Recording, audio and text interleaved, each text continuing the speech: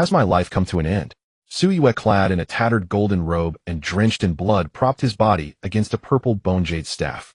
This Su Yue, who had repeatedly saved countless Chinese compatriots and was hailed as the youngest arcane god of China, was instead falsely accused as a traitor. Gasping heavily, Su Yue glared at the experts surrounding him, one hand protecting the beauty behind him as he stood on the cliff's edge, an abyss yawning behind him. The 10 top experts of China launched a collective attack to eliminate Su Yue. Yet he killed 3 of them in return, demonstrating his formidable strength. For a moment, the encircling mob only dared to shout from the distance, none daring to take the first step. Arcane God, your fortunes have run out. There is no way back. Arcane God, if you hand over your equipment, I'll grant you an intact corpse. Su Yue. Chinese has an old saying, a wise man submits to circumstances. Surrender quickly. Su Yue knew his time was over and gave the beauty beside him a self-indulgent smile. Then his smile froze. A sharp pain shot through his lower abdomen. In disbelief, Su Yue looked down at a dagger gleaming with deep purple light that had pierced through his body from behind. This bloodthirsty dagger was the very protective weapon that Su Yue had spent a fortune to custom make for Lin Roof not long ago. Su Yue looked into Lin Roof's eyes and saw only disgust and contempt.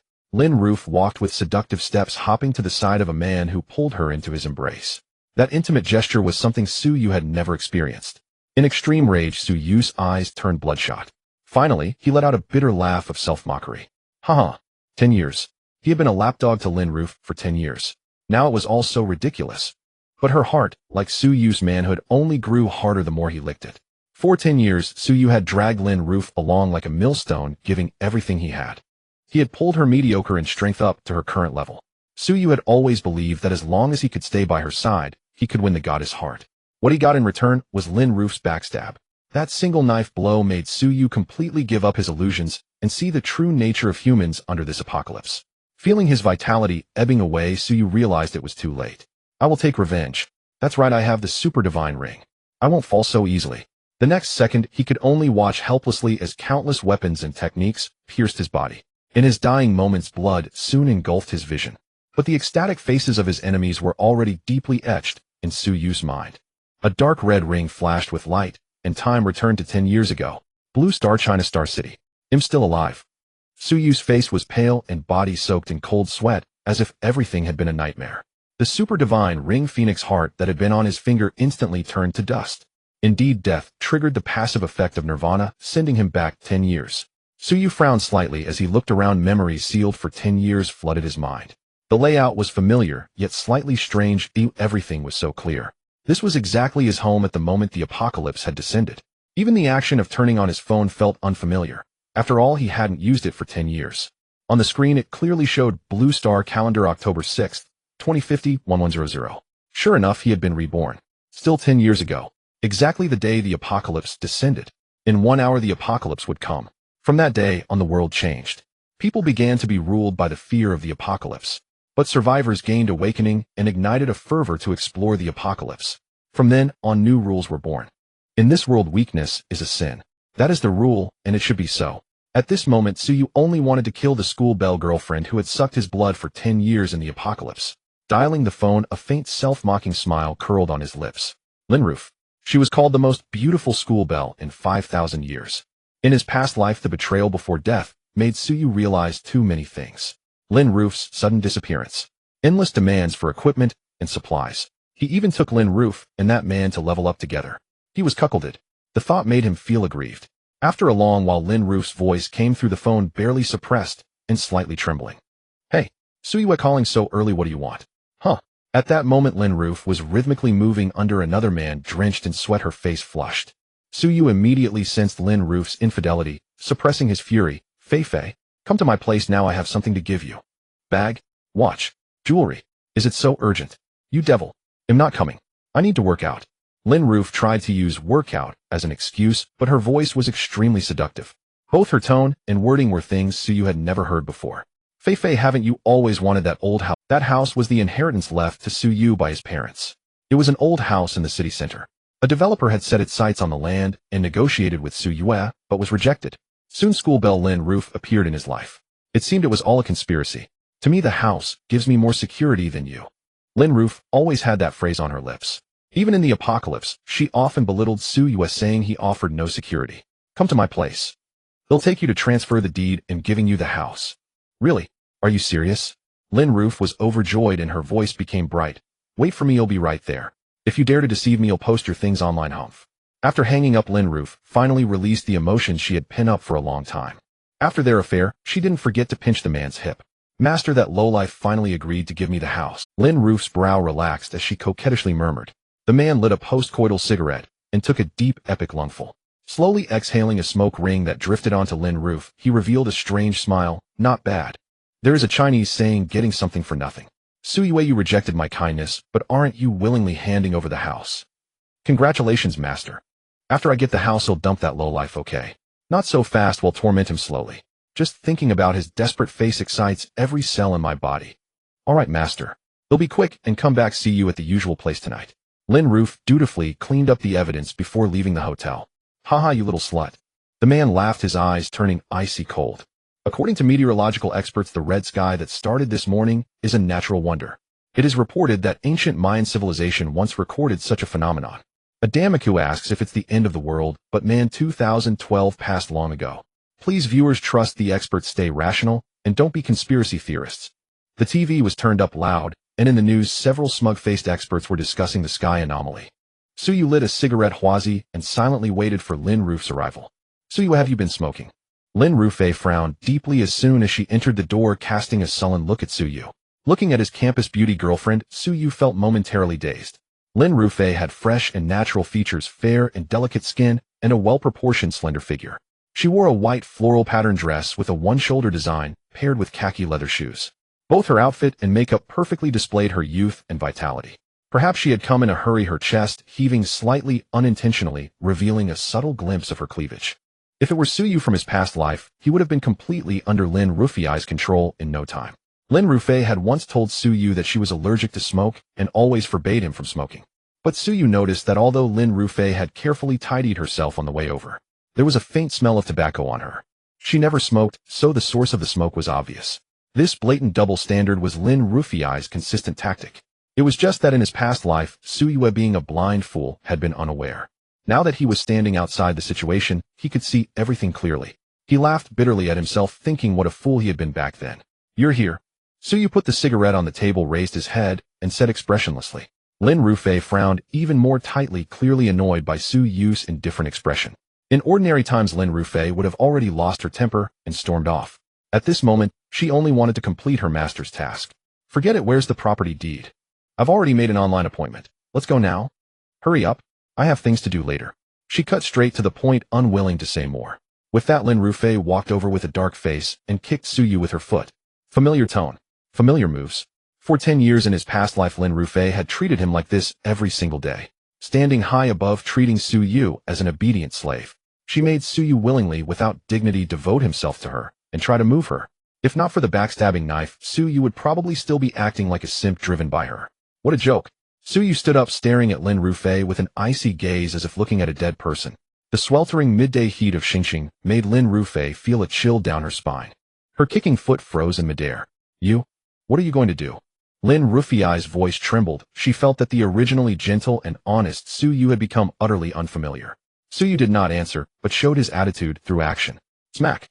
A heavy slap. Lin Roofe was dazed by the blow. She staggered and fell directly to the ground. Suyu, are you crazy? You degenerate, how dare you hit me? They'll call the police. She screamed for help, but it was useless. She then noticed that the TV volume had already been turned up by Suyu.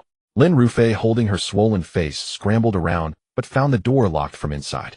She immediately realized that all of this seemed to have been premeditated. Suyu slowly stepped forward and grabbed Lin Roofe by the hair. With a sharp tug, he flung her to the ground. Lin Roofe began to feel scared, trembling uncontrollably. How ironic. You want my house while enjoying yourself under other men. Suyu crouched down and somehow pulled out a shiny sharp knife, pointing it at Lin Roofe's chin. Finally, Lin Roofe's eyes widened in disbelief, her mind racing as she began to make excuses. It's a if you think that way, I can't help it. I just made a mistake that any normal girl would make. It was my bestie who dragged me into it last night. I didn't even know that guy. He even wore a condom. What more do you want? Even a millimeter counts as keeping distance. Actually, I'm a victim too. Can't you understand me? I won't do this anymore. I now realize how good you are. Buzz. The vibration of a phone interrupted Lin Roofe's excuses, and she looked panicked. Suyu bent down, picked up the fallen phone, and forced it open using her face. Once unlocked, the screen displayed the chat window with Master. Little slut missing me. Master, you're so mean. Am now all shaped like you. I can't even drive properly. I've already called the housing authority. Just take Suyu there directly. Okay, Master. Wait for my good news. Little slut, let me hear you moan a bit. Master, I'm still driving. MH.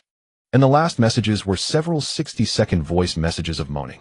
There was even a self-made video while waiting at a red light. Quite the wild play. Suyu slammed the phone onto Lin Rufei's pale face. Any more explanations were just a joke. Lin Rufei suddenly became hysterical. Setting aside the facts, don't you have any fault? In the campus bell of Xingqing University, so many are after me. Why should I choose an orphan like you? If it weren't for my master's task, I wouldn't bother pretending with you or having anything to do with you. Now I'll tell you. Not only do I have the Li family behind me, but I'm also Lord Baishir Hao's woman. See if you dare touch me. Lin Rufei's tone became extremely acerbic, and after saying this, she looked at Suyu sarcastically. The Li family had some renown in Xingqing, and Lin Rufei was their little princess. And the Baishir family she mentioned was the largest family in the neighboring Cherry Blossom Kingdom. They were expanding their influence, extending their claws into Huaxia. Xingqing was their outpost in Huaxia, managed by Baishir Hao, the son of the family's third elder. The subsidiary real estate company had taken a liking to Suyu's land, but after multiple negotiations failed. They came up with this scheme with no capital, enjoying the thrill of being the man next door while humiliating Suyu. In the end, when the apocalypse came, Suyu turned out to be capable. Relying on Lin Rufei's exploitation of Suyu, Baishir Hao reaped great benefits. In the end, Baishir Hao framed Suyu. He became the leader of the mob that besieged Suyu at the beginning of the story. How ironic. But after saying all this, Suyu's expression didn't change. At this moment, Lin Rufei was completely panicked. Suyu gave a faint smile, and the dagger stabbed out repeatedly. Lin Rufei, being a woman, was no match for Suyu's strength and could only be at his mercy. Under Suyu's deliberate control, each cut skillfully avoided the areas concentrated with pain nerves. 2 cuts directly severed the popliteal veins behind both of Lin Rufei's knees. Instantly, Lin Rufei lost the ability to move, watching helplessly as 2 streams of dark red blood slowly seeped from the wounds. Before she could think further, Suyu made 2 more cuts, directly slicing the radial arteries on both wrists. Instantly, 2 streams of bright red blood spurted out. Lin Rufei felt little pain, but could clearly feel her heartbeat weakening. 2 more cuts. Soon the white dress was stained red, and the floor was covered in Lin Rufei's blood. Making Lin Rufei clearly feel the fading of life was Suyu's goal. Her eyelids grew heavier, and Lin Rufei found speaking and breathing unbearably difficult. But Suyu's surging killing intent finally made her see reality. At this moment, she felt the fear of death. Suyu, you can do anything to me. Please don't kill me. Suyu, don't you want a taste of me? Suyu. Help. But her pleas did not stop Suyu's actions. Finally, amid her cries, she gradually lost all signs of life. Death was just an instant, but the process. Lin Rufei experienced it for a full 10 minutes. In her unblinking eyes, 4 parts shock, 3 parts despair, and 3 parts regret. The last cut slashed across her neck. Swift slash. The head was attached by only a shred of skin and flesh hanging to one side. Suyu let out a long howl to the sky. The obsession of 10 years as a simp finally at this moment vanished like smoke. Right now, he actually felt an indescribable exhilaration from killing someone. There was another reason for doing this. He wanted to complete the kill the instant the apocalypse descended. As a reborn person, Suyu naturally knew survivors who achieved their first kill could awaken a talent. And in the apocalypse, he was in this also counted as a first kill. The level of the awakened talent was not only linked to the individual's physical condition, but also to the timing of awakening. Theoretically, the earlier the talent awakened, the higher its level. This was part of the plan, the ideal perfect start. And sure enough, the moment he slayed Lin Rufei, the clock struck 1200, and the apocalypse descended. The familiar system sound rang in Suyu's ears. Ding. Congratulations, survivor, for slaying your enemy and being reborn from nirvana. You have achieved the world's first kill and awakened talent. Plundering Hand SSS-Rank. At exactly 1200 time on blue, star seemed to freeze. Hee. World announcement. Good afternoon, all surviving companions. I am the Order Keeper. You may also address me as Lord God. Welcome to the new world I have created for you pathetic creatures. Global datafication. You will all receive data panels, and everyone has one chance to change your name. The remaining 7 billion people have been turned into zombies by me waiting to hunt you down. But rest assured, death is not to be feared, for each survivor has only one life. All food and water sources on Blue Star have been destroyed by me. There is no way to just lie low. Now for some spoilers, enter at your own risk. First, all survivors will receive a wristband, which will serve as a crucial interaction tool.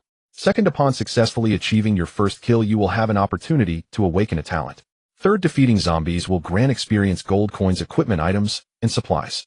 Fourth, newbies have a 7-day development period. After 7 days, zombie aggression and evolution speed will increase dramatically. In this world, anything is possible. Get ready for the challenge.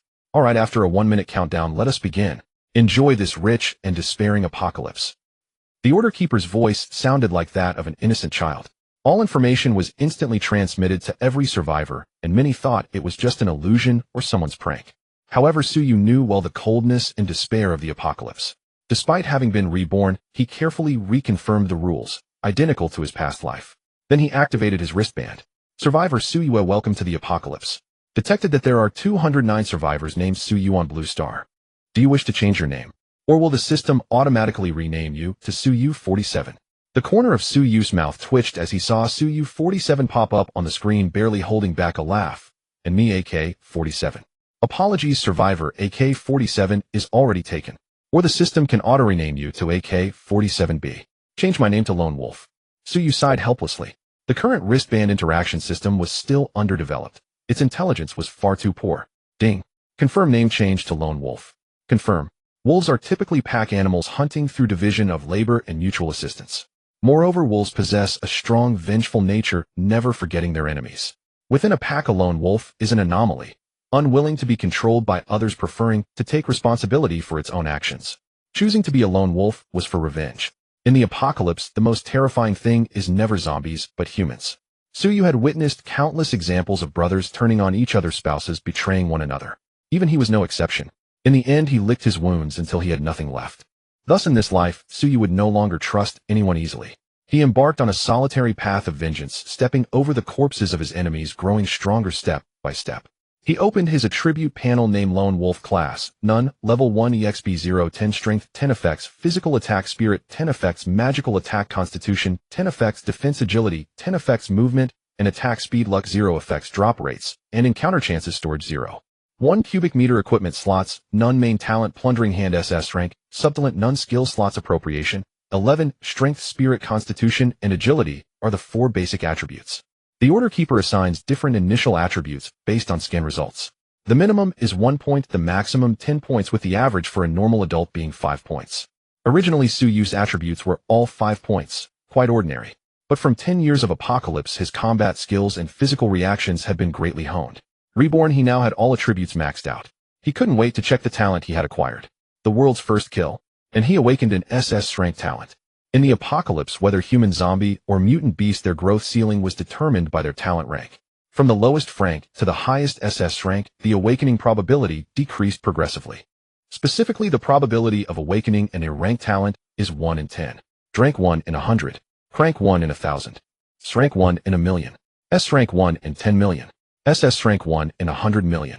In such an apocalyptic setting, the variety of talents that could be awakened was vast.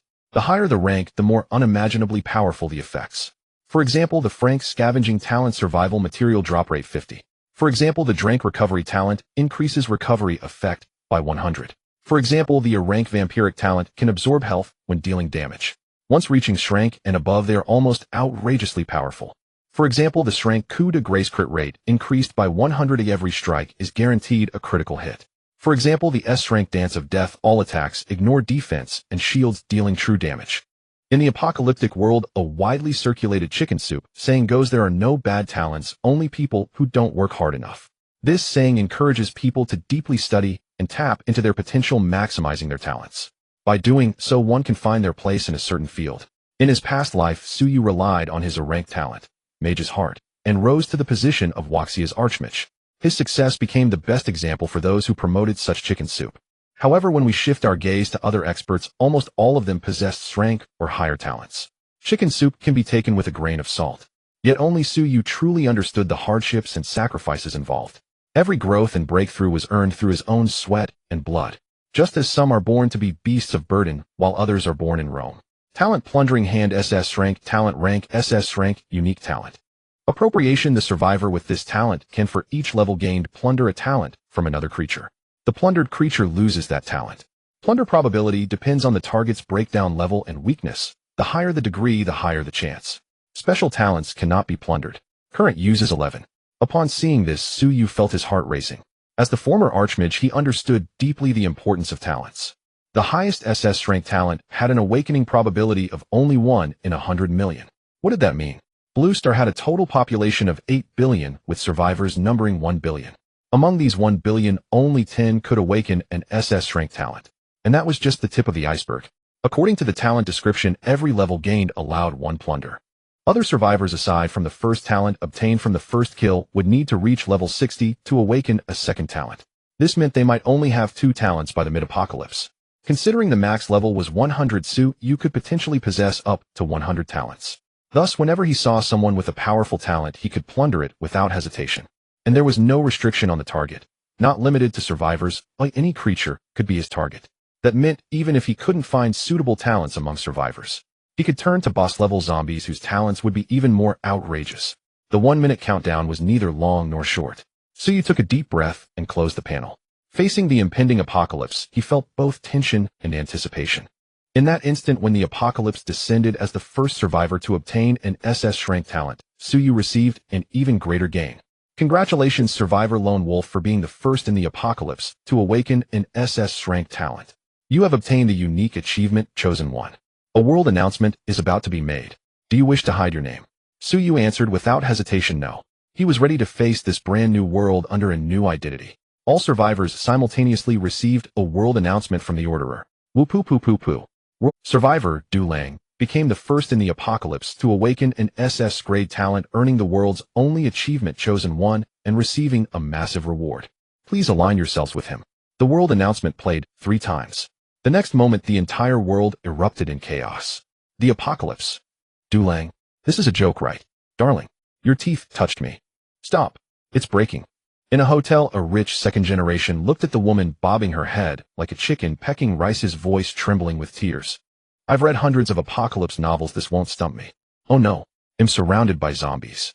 In an office building, an intern snapped back to reality from the pause, only to encounter 6 beautiful female zombies. Brother Du Lang is so amazing. Come quickly and save me, darling. There are so many bad guys outside. Boohoo. A little fairy hiding in a rented apartment pouted and whimpered. Fuck. Du Lang.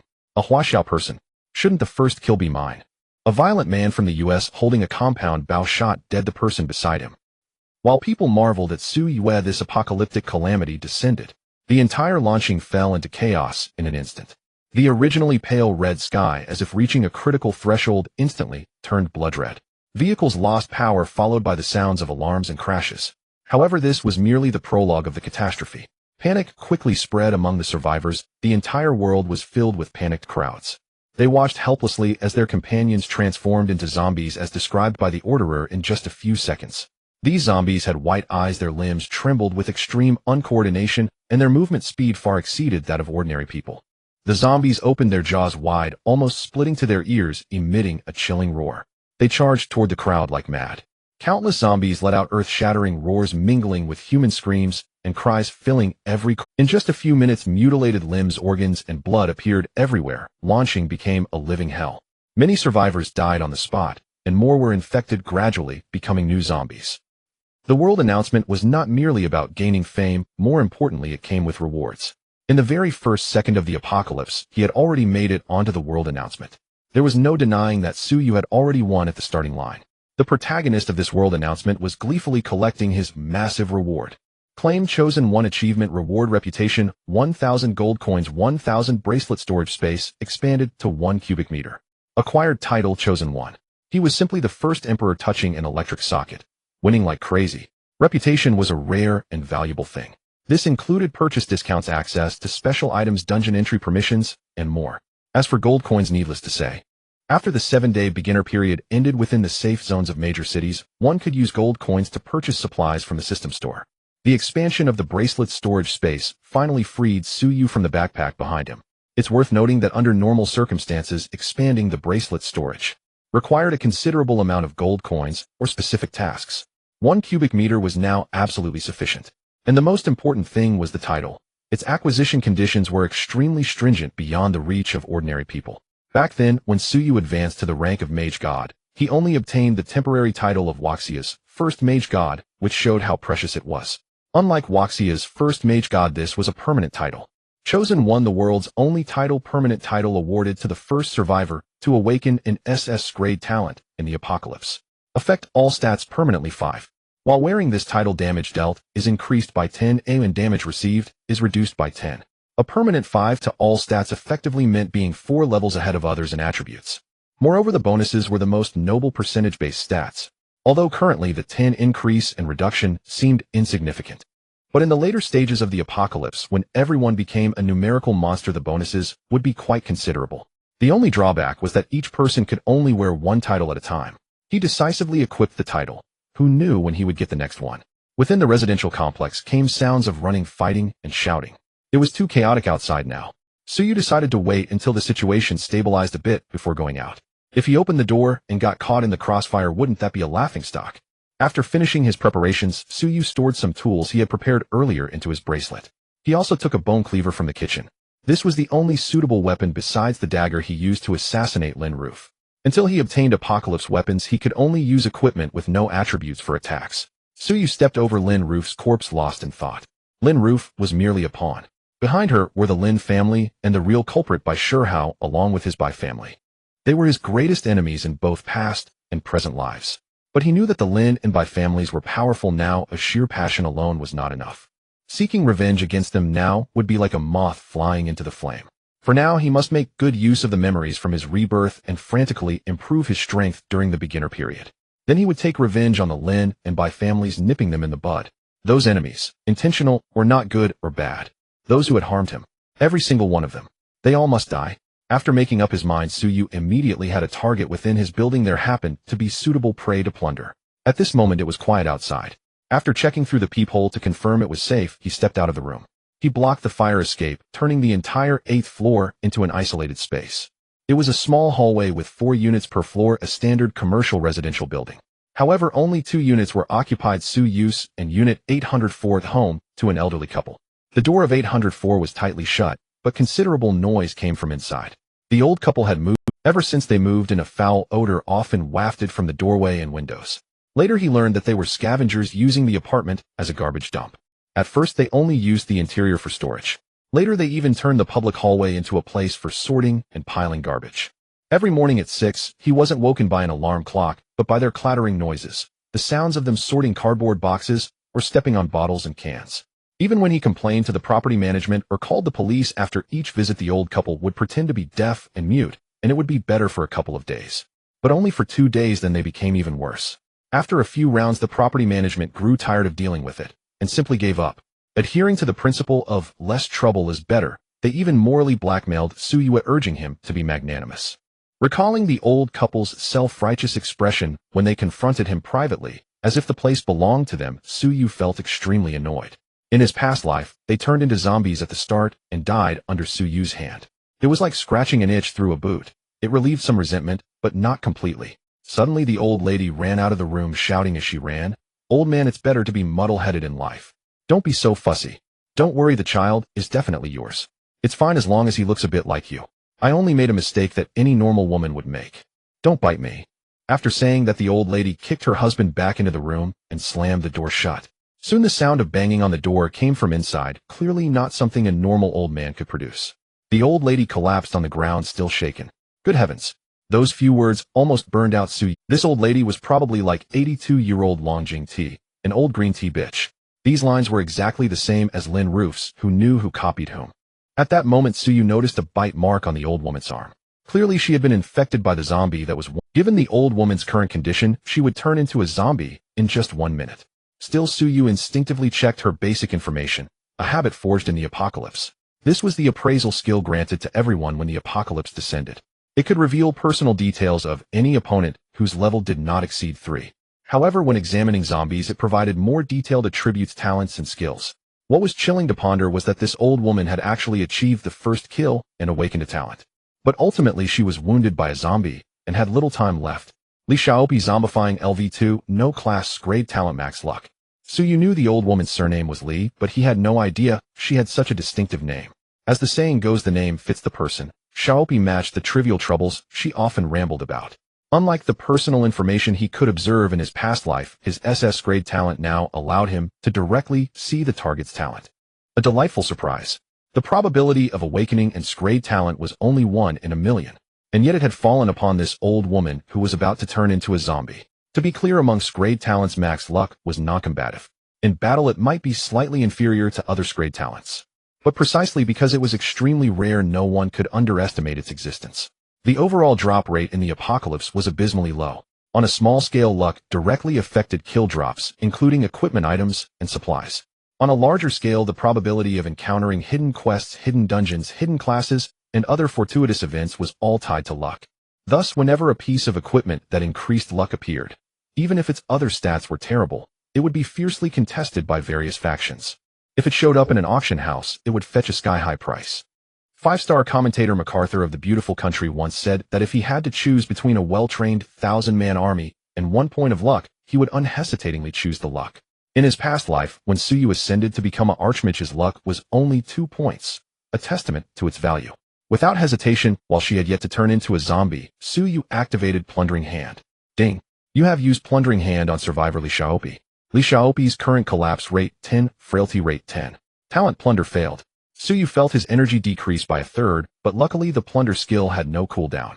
It failed. The old woman had watched her husband turn into a zombie and had taken considerable damage. Yet her current collapse rate and frailty rate were only 10, so low. After using the skill, Suyu saw that 2 new numerical panels, collapse rate and frailty rate, had been added to her personal information. He never expected the talent to have this function. How exhilarating. From now on, when dealing with enemies, he could watch them crumble bit by bit. But in future plundering attempts, he would have to raise the success rate to 100. Fine. Since she was about to become a zombie, anyway, he might as well use her for practice. At this moment, Old Lady Li's body was gradually being infected by the zombie virus. Visible changes were taking place, yet she remained utterly unaware. Old Lady Li saw Suyu muttering something with a smirk on his face. She, a 70-something elderly woman, had fallen, and he didn't even help her up. Xiao Su, what are you staring at? Help me up. Didn't your mother teach you to respect the elderly? Old Lady Li bared her yellowed teeth as she struggled to get up. But Suyu pressed his knee against her using minimal force. Just as she had halfway risen, her flabby body wobbled and slammed heavily against the wall. The fall knocked out the gold tooth she had just gotten this year, filling her mouth with blood. Collapse rate 20, frailty rate 20. Current plunder success rate 40. Interesting. Suyu spread his hands innocently and said sarcastically, "Oh dear, you lost a few teeth. How could I be so careless? Sorry, okay. Careless. Deliberate more like." Collapse rate 30, frailty rate 20. Current plunder success rate 50. Ow. Assault. Assault. A college student is assaulting me. Come and see. Old Lady Li lay on the ground, raised her hands, and wailed while slapping the floor. She tried to attract the attention of others in the building, but no one came. One plan failed, so she devised another. Xiao Su, my son is Li Gang, you know. He works at the local police station. They'll check the surveillance footage and extort you until you can't even afford pants. Old Lady Li pointed a finger at Suyu's nose, her face twisted with rage. In Suyu's eyes, Old Lady Li was practically begging for death. Without a word, he swung his blade and severed her outstretched hand at the wrist. Blood gushed from the wound. Murder. Murder. A few more strokes, and he cut off her limb. Faced with a human about to turn into a zombie, severing her limbs to render her harmless. Only reasonable right. Strangely enough, due to the spread of the zombie virus, Old Lady Li felt no pain. Now resembling a human stump, she lay in a pool of blood, but she felt terror. In her panic, she lost control of her bladder. Urine mixed with blood, but she could do nothing. Please, don't kill me. You'll be a good person from now on. Be a good person. In your next life? Actually, I prefer your arrogant self. You snap out of it. Suyu smiled faintly, cutting off Old Lady Li's words. Collapse rate 50, frailty rate 90. Current plunder success rate 140. Good heavens, after cutting off her limbs, her collapse rate was only 50, but her frailty rate shot up. The extra 40. Consider it a gift to the system. That's how generous he was. Ding. You have used Plundering Hand on survivor Li Xiaopi. Talent plunder successful. Remaining uses 0. Ding. You have obtained Scrade Talent Max Luck. Holy crap, that's it. Talent Max Luck Scrade Blessing of the Gods. The survivor with this talent has their luck permanently locked at the maximum of 9 points. Luck will not be affected by any equipment or scenario. This meant that even if he later acquired equipment that reduced luck or entered dungeons that lowered it, he would suffer no penalty. Starting with max luck could only be described in 4 words: far ahead. The old woman, stripped of her talent by Suyu, felt as though something had been drained from her. Yet she couldn't articulate what it was. Suddenly her body stiffened, her mind went blank. The world spun, and her head rolled more than a dozen times before stopping. Ding. Successfully killed zombie LV2. Gained EXP 20 gold 2. Ding. Level increased to LV2. Gained 5 free attribute points. Ding. Talent Plundering Hand, remaining uses 1. Vaguely he saw a faint green glow beneath the corpse lying in the blood. He kicked the severed body over, revealing a ring shimmering with green light underneath. Suyu recognized at once the unique radiance of Apocalypse equipment. All equipment in the Apocalypse had grades from low to high, excellent, fine, legendary, mythic, transcendent. That was 5 levels in total. Of course, there was also the lowest common grade, plain white equipment that provided no stats not worth mentioning. Drop rates in the Apocalypse were already abysmally low, and most drops were survival supplies. Equipment drops were pitifully rare. If after the 7-day newcomer period someone managed to own 1 or 2 excellent grade items, they could brag to the heavens. And now on his very first kill, he had gotten a drop. Brother Long's classic line slipped out, while the drop rate is really high. As expected of max luck. It's like a sparrow pecking at a bull's joy. Truly indeed awesome. In his past life under Lin Roof suppression, Suyu had always endured a life of bad luck and trivial troubles. If he spoke out of turn, he would face Lin Roofy's cold or hot violence. So he had remained silent and taciturn. Perhaps after being suppressed for too long after successively killing his campus belle girlfriend and old lady Lee. Suyu's pent-up nature was finally released, and he became much brighter and more cheerful. As the saying goes, if you don't turn bad in silence, you turn perverted in silence. Reject mental exhaustion, say whatever you want. Why not let yourself fly free? Picking up the ring from the ground, he checked its attributes. Ring of Vitality, excellent grade equipment. An eternal ring forged with a simple spell that grants vitality to its wearer. Attributes Constitution 5. Passive after disengaging from combat, vitality can be slowly restored. Set effect, 12 not activated. The Ring of Vitality and Ring of Energy are among the most cost-effective equipment in the early Apocalypse. In battle, minor bumps and scrapes are inevitable. As long as there are no serious injuries like broken bones or limbs, recovery is generally quick. In a single night, one can recover significantly. However, it is merely excellent grade equipment, and compared to the mythical or even divine grade equipment that Suyu previously possessed, its attributes are clearly lacking. But who needs a bicycle when it's free? Moreover, Suyu, being an experienced survivor, was fully aware of the methods to unlock hidden tasks and dungeons he had previously acquired. When his strength is sufficient, acquiring it again would be effortless. Suyu donned the Ring of Vitality on his hand. Ding. The Ring of Vitality has been equipped. Reminder: survivors can wear 2 rings simultaneously. Then he allocated all 5 free attribute points to strength. Base attributes: Strength 20, Spirit 15, Constitution 20, Agility 15. Before level 10, a lacking skill strength overcomes all flashy abilities. In any case, the other attributes are sufficient for now. At this moment, the security door of room 804 was shaking under the continuous impacts from the old man zombie. However, these ordinary beginner zombies generally rely on smell and hearing to locate their prey. So when the noises ceased at the door, the old man zombie also stopped moving. After retrieving the key from Grandma Lee's waist, Suyu calmly turned it. The old man zombie heard the sound and let out a low growl. Taking the initiative, Suyu suddenly flung open the security door. Their eyes met, and he saw a thin zombie in a basketball jersey covered in scars. Who knows what Grandma Lee did to it just now? It swung its mutilated claws at Suyu's face. Suyu slightly sidestepped and extended his leg, gently tripping it. The old man zombie stumbled and fell, barely managing to regain its balance. Unexpectedly, it stepped on its partner's head. Losing its balance, the old man zombie tumbled headfirst into a pile of garbage in the hallway. With a clatter, instantly cans, plastic bottles, and cardboard scattered all over the ground. Seizing the opportunity, Suyu examined the zombie's attributes. Weak zombie. Level 1. Base attributes: Strength 6, Spirit 15, Constitution 6, Agility 3. Not bad, quite spirited. Humans after zombification have attributes that increase slightly from their original state. It is clear that this old man was indeed quite spirited in life and death. Otherwise, it wouldn't relentlessly bother Suyu every day. However, with 6 points in strength and 3 in agility, it means slow movements and average damage. These attributes are clearly insufficient in Suyu's eyes. The old man zombie got up, clumsily grasping a paint bucket on its head. Coincidentally, it was green. Suyu certainly wouldn't miss this opportunity, stepping forward swiftly, his bone-chopping knife aimed at its neck. The old man zombie, after much effort, finally removed the paint bucket instinctively, using its arm to block. The blade cut through both arms, and though slightly weakened, still severed the zombie's jaw. The zombie remained undeterred. Even with only its upper jaw left, it still attempted to bite Suyu. Suyu remained unperturbed, already swinging the second strike. The zombie had nowhere to evade. Its head was directly cleaved off, landing in the paint bucket. It seems the green paint bucket was indeed the zombie's happy home. Ding. Successfully killed zombie LV1, gained experience 10, gold 1. Suyu took a deep breath, his mind racing through the recent events. He was somewhat dissatisfied with his performance just now.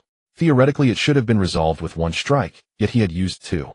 After all, in his past life, he was a mage and close combat was indeed not his strong suit. Kicking aside the corpse lying on the ground, he found another reward. This time it was a universal capsule. Generally speaking, universal capsules represent resources in the apocalypse essential for survivors. From candy and soda to a whole roasted lamb, all can be stored within. The usage is quite simple. Just press the button on the capsule's top and the supplies will appear. However, the capsule is single-use and cannot be recycled. Any unconsumed items must be stored in the wristband. According to the rules, all food from Blue Star has decayed and deteriorated since the apocalypse began. After the 7-day beginner period, the safe zones in major cities will open. Only then can survivors use gold to purchase supplies from the system store. Survival is impossible without it. To obtain necessary survival supplies, killing zombies is the only way. Sure enough, the label on the capsule read, A2L bottle of soda for lazy people. According to human experiments conducted by the Lighthouse Nation, one can survive 7 days without food and only 3 days without water. In the apocalypse, clean water sources become especially crucial. And the soda not only replenishes moisture, but is also rich in carbohydrates, making it an excellent resource. Pressing the button, the capsule exploded, revealing a bottle of soda before Suyu. After gulping down a few mouthfuls, he glanced around the room. He noticed a zombie infant that had fallen to the ground, seemingly indicating that the old lady awakened her abilities by killing it. Suyu ignored it and headed straight to the 9th floor. If he remembered correctly, this floor also housed 2 households. Indeed, as he approached the public area of the 9th floor, he heard sounds of movement and the unique growls of zombies. Goodness, 2 zombies at once. One was a zombie child hanging upside down from the ceiling. The other, pushing a baby stroller, was an elderly zombie. It appeared that the grandmother was infected while caring for her grandchild. Suyu checked the attributes of the 2 zombies, and aside from the child's agility, reaching 12 points, the other attributes were not much different from an ordinary zombie. Although slightly stronger than ordinary humans, they were significantly weaker compared to Suyu. Upon seeing a living person, the 2 zombies became exceedingly excited. The zombies let out a series of growls, rushing towards Suyu with reckless abandon. Despite their ferocity, they lacked any form of strategy. The greatest flaw of these ordinary zombies is their lack of intelligence. They only know how to attack humans based on instinct. Crack! Suyu did not retreat, but advanced instead. He met them head in first, slashing the more agile zombie child, cleaving it in 2 with precision. A spray of blood erupted before his eyes, obscuring the ordinary zombie's view. As it passed through the blood spray, it only saw the bone-chopping knife, waiting patiently, accurately striking its neck. Once is a lesson, twice is familiarity. Suyu was becoming increasingly adept at wielding the bone-chopping knife. Ding! Successfully killed zombie LV1, gained experience 10, gold 1. With 2 consecutive system prompts, 20 experience points were credited. He needed 60 more experience points to reach level 3. After their death, 2 zombies were accompanied by 2 consumable items. What a disparity! Thinking back to my previous life, I was starved for 3 days at the start. After struggling hard to escape, I finally passed the novice phase. When I checked my pocket, it was cleaner than my face. If it weren't for a zombie dropping an apple, I might have died during the novice period. Only halfway through the apple did I realize it was infested with worms. Suyu picked up the 2 items, feeling fortunate. Silverbird Claw, a common consumable. Consumes a small amount of energy, enhances observation slightly for 5 minutes after use. Lure Enemy Pot, a common consumable. Consumes a small amount of energy, when thrown it attracts the attention of humanoid zombies within a 10-meter range for 1 minute, disappearing after taking damage. Though this item is merely a common consumable, if used properly it can yield great results in the apocalypse. Not bad. This will come in handy shortly. Suyu smiled slightly, storing everything in his wristband. A series of movements stirred the other rooms on the floor. In room 903, a young lady wearing a face mask and pajamas suddenly opened the door. The young lady, who was nearsighted with 800 degrees, squinted at Suyu standing in the common area, placed one hand on her hip, and began to curse loudly. Are you out of your mind? Making noise in the common area in the middle of the day. The young lady had a fiery temper, and while speaking she picked up her phone to call the police station. Suyu had survived in the apocalypse for 10 years, and was never one to reason with others. The thought of reasoning in such a dire world seemed laughable. The only reason was that killing her would bring him no benefit. Suyu quietly checked her attributes. Level 1, unawakened. It seemed she had not yet grasped the current situation. He then wielded his bone-cutting knife and walked toward the room behind her, from which a high-aged zombie staggered out. In her blurred vision, the young lady mistakenly thought Suyu was provoking her, which only fueled her anger. She casually grabbed a broom, cursing as she prepared to attack. It was only when Suyu approached that she realized the man in front of her was drenched in blood. An immense sense of oppression made her feel suffocated. The young lady was so frightened that she fell to the ground, trembling as she fumbled for her glasses. Finally, she saw the bloody scene in the common area clearly and was so scared that she wet herself. The high-aged zombie had slowly shuffled over to her side. Suyu suspected that this zombie might not last another second. It took her hand and placed it directly in its mouth. Perhaps due to a lack of teeth, it gnawed for a long time, leaving the young lad's hand covered in saliva. The scene was utterly comedic, making Suyu chuckle. The young lady frowned, feeling a sharp pain in her hand. After the zombie's relentless efforts, it finally broke her skin. After infecting her, the zombie leveled up to level 2 and staggered back to attack Suyu. Here comes another one. Naturally, Suyu welcomed this gift. With a few quick strokes, he collected 30 experience points from the two zombies. This elderly and young duo dropped the supply capsule, a serving of fragrant, spicy hot pot. Not bad. On the first day of the apocalypse, being able to enjoy cola with spicy hot pot was quite a luxury. After confirming that the 9th floor was cleared, Suyu redirected his attention to the top floor, the 10th floor. The owners of this level had rented their houses to a streaming guild. Reportedly, the residents here were all laid-off workers from Chengdu. There were probably over 20 men and women along with some management personnel. During the day, the streamers cleaned windows, drove trains, and swung hammers on ordinary streaming platforms, attracting fans with clear pricing, enticing them to purchase videos featuring luxury cars and yachts. At night, the streamers switched to adult platforms, launching live shows to rake in money. For the top supporter, there were even more in-depth exchanges. Upon arriving on the 10th floor, Suyu was immediately surrounded by numerous beautiful female standees. Beautiful streamer, 38 years old, divorced with 2 kids. Please lock in room number 9527. The runaway princess of Xingqing just turned 18. Room number 02825. Do you love me? Come in and claim your first love girlfriend, guaranteed to look just like the cover. Live room ID 11037. The standees all showcased youthful beauty, but Suyu had seen their true appearances. How should I put it? Most of them were products of beauty filters or even high-tech enhancements not to be scrutinized closely. However, there had once been a survivor with S-level talent who awakened here. He became the leader of the entire building, but privately bullied others and didn't survive the novice phase. Thus, Suyu had some impression of him. Standing quietly at the door, barging in was clearly not a wise choice. Prepared for this, Suyu took out the silver bird claw he had just acquired. Ding! Using consumable silver bird claw, your observation ability has increased slightly for 5 minutes. After a series of system prompts, Suyu felt his senses sharpened, as if the entire world had become originally blocked by the door. He could now detect anomalies through sound. He noticed that several doors on the 10th floor were closed. Rooms 1001 and 1002 were tightly shut, and from the sounds, each contained 2 zombies. Room 1003's door was wide open and empty. Room 1004's door was ajar, and a heavy scent of blood wafted from within. There were likely no fewer than 10 corpses inside, clearly the aftermath of a fierce battle. Deep inside the room, the sound of a zombie chewing and the breaths of 2 humans could be heard. This was the only place on the 10th floor with people. To prevent complications, Suyu kicked the door open and shouted loudly, "Open up, FBI. Stay calm." What met his eyes was a pile of severed limbs on the ground, both human and zombie. But without exception, whether man or male zombie, all had their lower bodies a bloody mess. Crimson blood covered the floor, walls, and ceiling of the entire room. A robust naked male zombie was facing away from Suyu. It squatted in the hallway holding a grotesque object, preparing to bring it to its mouth. The bloody scene before him was indeed the work of this zombie. It should be noted that ordinary zombies, after infecting survivors, tend to regard them as kin and no longer attack. However, zombies like this one, which directly devours humans, are exceedingly rare. Typically only those with extreme antisocial personalities in their past lives. After becoming a zombie, they retain some residual memories, transforming them into elite zombies. This zombie was completely naked, its body muscular and covered in tattoos. On its left arm, a flaming qilin, on its right hand, a 3-legged golden crow, on its back, a dragon pulling a coffin out, on its chest, the open eyes of Guangong. The information was vast. Goodness. In the tattoo world, each design was explosively impactful. This was no ordinary tattoo, it was a life tattoo. Such ink requires a strong fate. How could anyone endure it?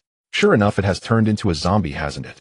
Suyu immediately checked the target's attributes: robust zombie, level 3, elite base attributes, strength 25, spirit 8, constitution 22, agility 15.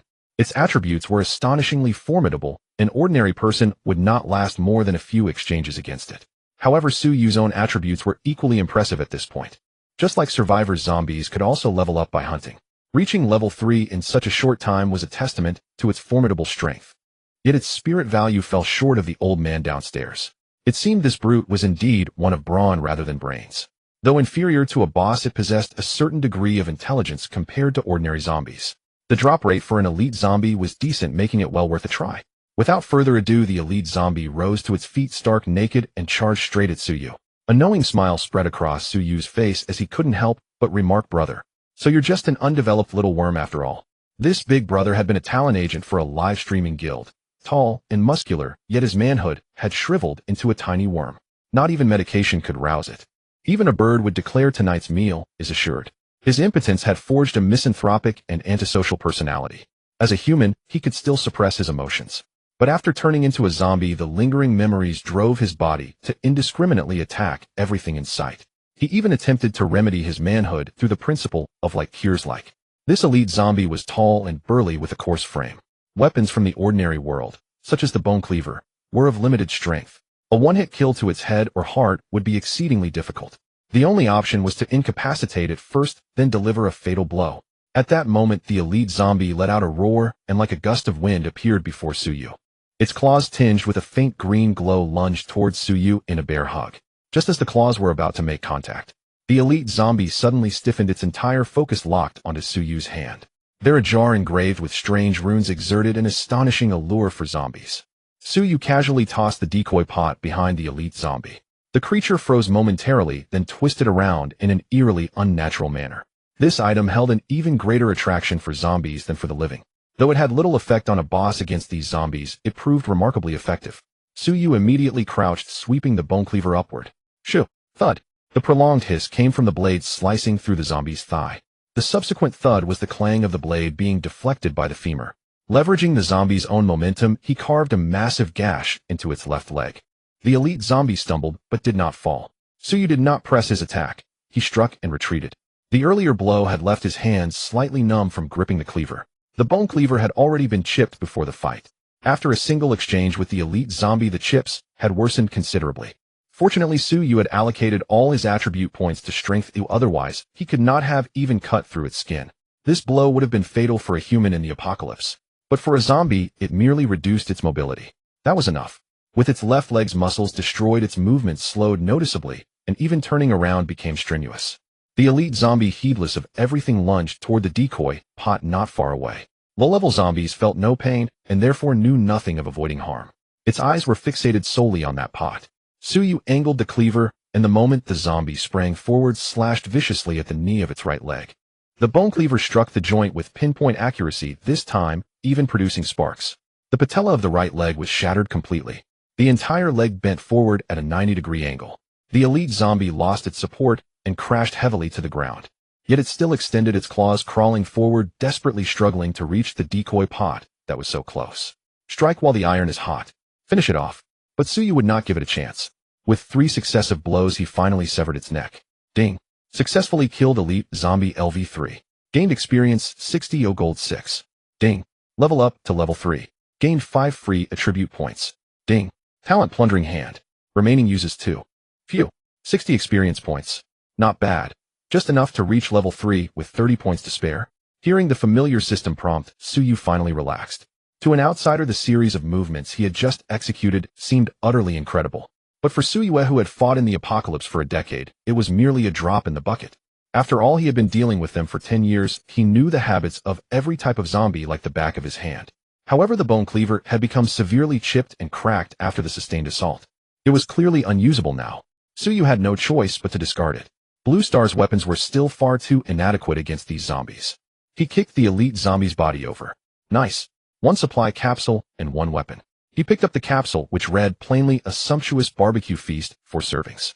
Excellent. Even his late-night snack was sorted. He then turned his gaze to the longbow. A bow. Suyu's eyes lit up. He picked up the longbow, opened a can of cola, and took a few gulps. Then he began examining the weapon. Huaxia war bow, excellent, great equipment. A standard-issue longbow from ancient Huaxia with great draw weight and efficiency, offering decent penetration and lethality. Attributes strength 2, agility 3. Passive ignores 10 of enemy defense. 1 longbow with 30 war arrows. Huaxia war bow has been equipped. Reminder, only 1 ranged weapon can be equipped at a time. When killing an enemy with a bow or crossbow, there is a chance to recover arrows. Not bad. At least now he had a long-range lethal weapon. In his past life, Suyu had awakened the talent mage's heart, so the best choice was naturally a mage class.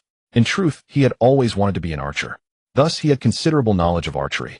He fired several test shots into the wall before stopping his movement. Then he retrieved the half-empty can of cola into his wristband. In the secondary bedroom, a man and a woman peered through the crack in the door, their eyes fixed greedily on Suyu's cola as they swallowed hard. At that moment, the man held a 70-centimeter machete. The bloodstains on the blade had only recently congealed. Behind him on the bed lay the naked corpse of a male zombie. The zombie, about 40 years old and morbidly obese with a balding crown, had been the #1 donor in their live streaming room. Everything inside the bedroom, however, had already been sensed by Suyu through the silver bird talon. The two individuals in the room were both in their early 20s, appearing youthful, yet far from innocent. The man with yellow hair had an average build, a mouth full of yellowed teeth, and several prominent knife scars and burn marks on his body. The young woman, dressed in a tank top and hot pants, had chestnut-colored long hair and a petite, yet curvaceous figure exuding a strong scent of the streets. They were a couple newly entered into this line of work, famous for their bold and daring live broadcasts. The top supporter, who had come to interact with them last night, had transformed into a zombie when the apocalypse struck. At that moment, as he was engaging deeply with the young woman, her boyfriend and photographer, the man with yellow hair acted swiftly. He managed to pin down the top supporter, and after considerable effort from both, they finally killed him. Whether it was luck or misfortune, the top supporter dropped a supply capsule, a portion of pickles, and steamed bread. After a fierce battle, they were starving, so they began to voraciously devour the food. When a person is hungry, anything tastes delicious. Even without water, they could swallow dry. However, after finishing the pickles and bread, they only felt thirstier. Just as they were preparing to venture out for water, the alert man with yellow hair heard a noise from outside the door. Peering through the crack of the door, he witnessed the ruthless slaughter of that elite zombie over the recent period. Then he saw Suyu's one-sided massacre. Still shaken, they watched as Suyu intentionally pulled out a large bottle of soda. Just hearing him swallow, and the burp that followed, was utterly lethal. When a person is in dire straits, they can do anything. This is what is known as animal instinct. Thus, while Suyu studied the Huaxia battle, the two began to whisper to each other. Brother, that's right, he's the college student living on the 8th floor. Indeed impressive. Look at his delicate skin, he actually managed to kill Jin Gu. The Jin Gu mentioned by them referred to the elite zombie from earlier. The man with yellow hair raised his finger to his lips, signaling for silence. Then, using the method he had just learned, he checked Suyu's information. Basic information: name Lone Wolf, title Chosen 1, level 3, occupation none, vocal Lone Wolf. Is he the big shot mentioned in the world announcement? Truly terrifying. It really is, brother. No wonder he could kill Jin Gu in just a couple of moves. The young woman mimicked him excitedly, saying, Brother, should we go out? He's so powerful, he must be able to protect us. The man with yellow hair quickly stopped her, calmly stating, Have you read so many apocalypse novels for nothing? Even if we shout for help waving a white flag with no weapons, we could still be shot by our allies. Brother, you're so smart.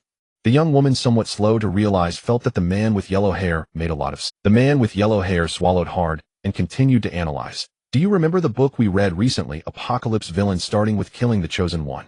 In the apocalypse, the villain ambushes and kills the Chosen One, taking the protagonist's harem.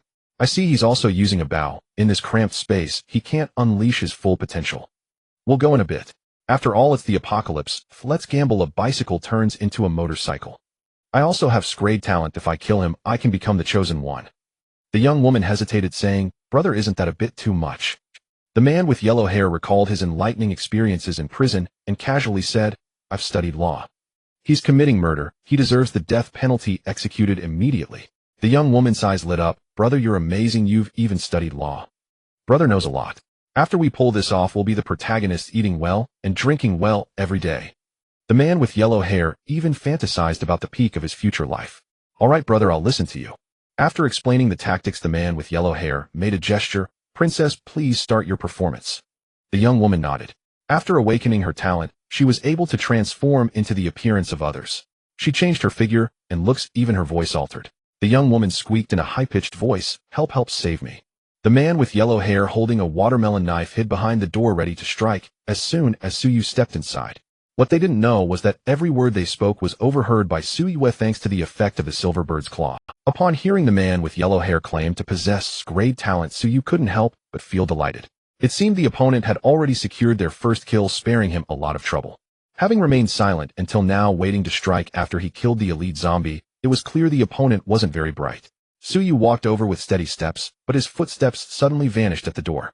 At this moment, the man and woman in the room felt their hearts in their throats.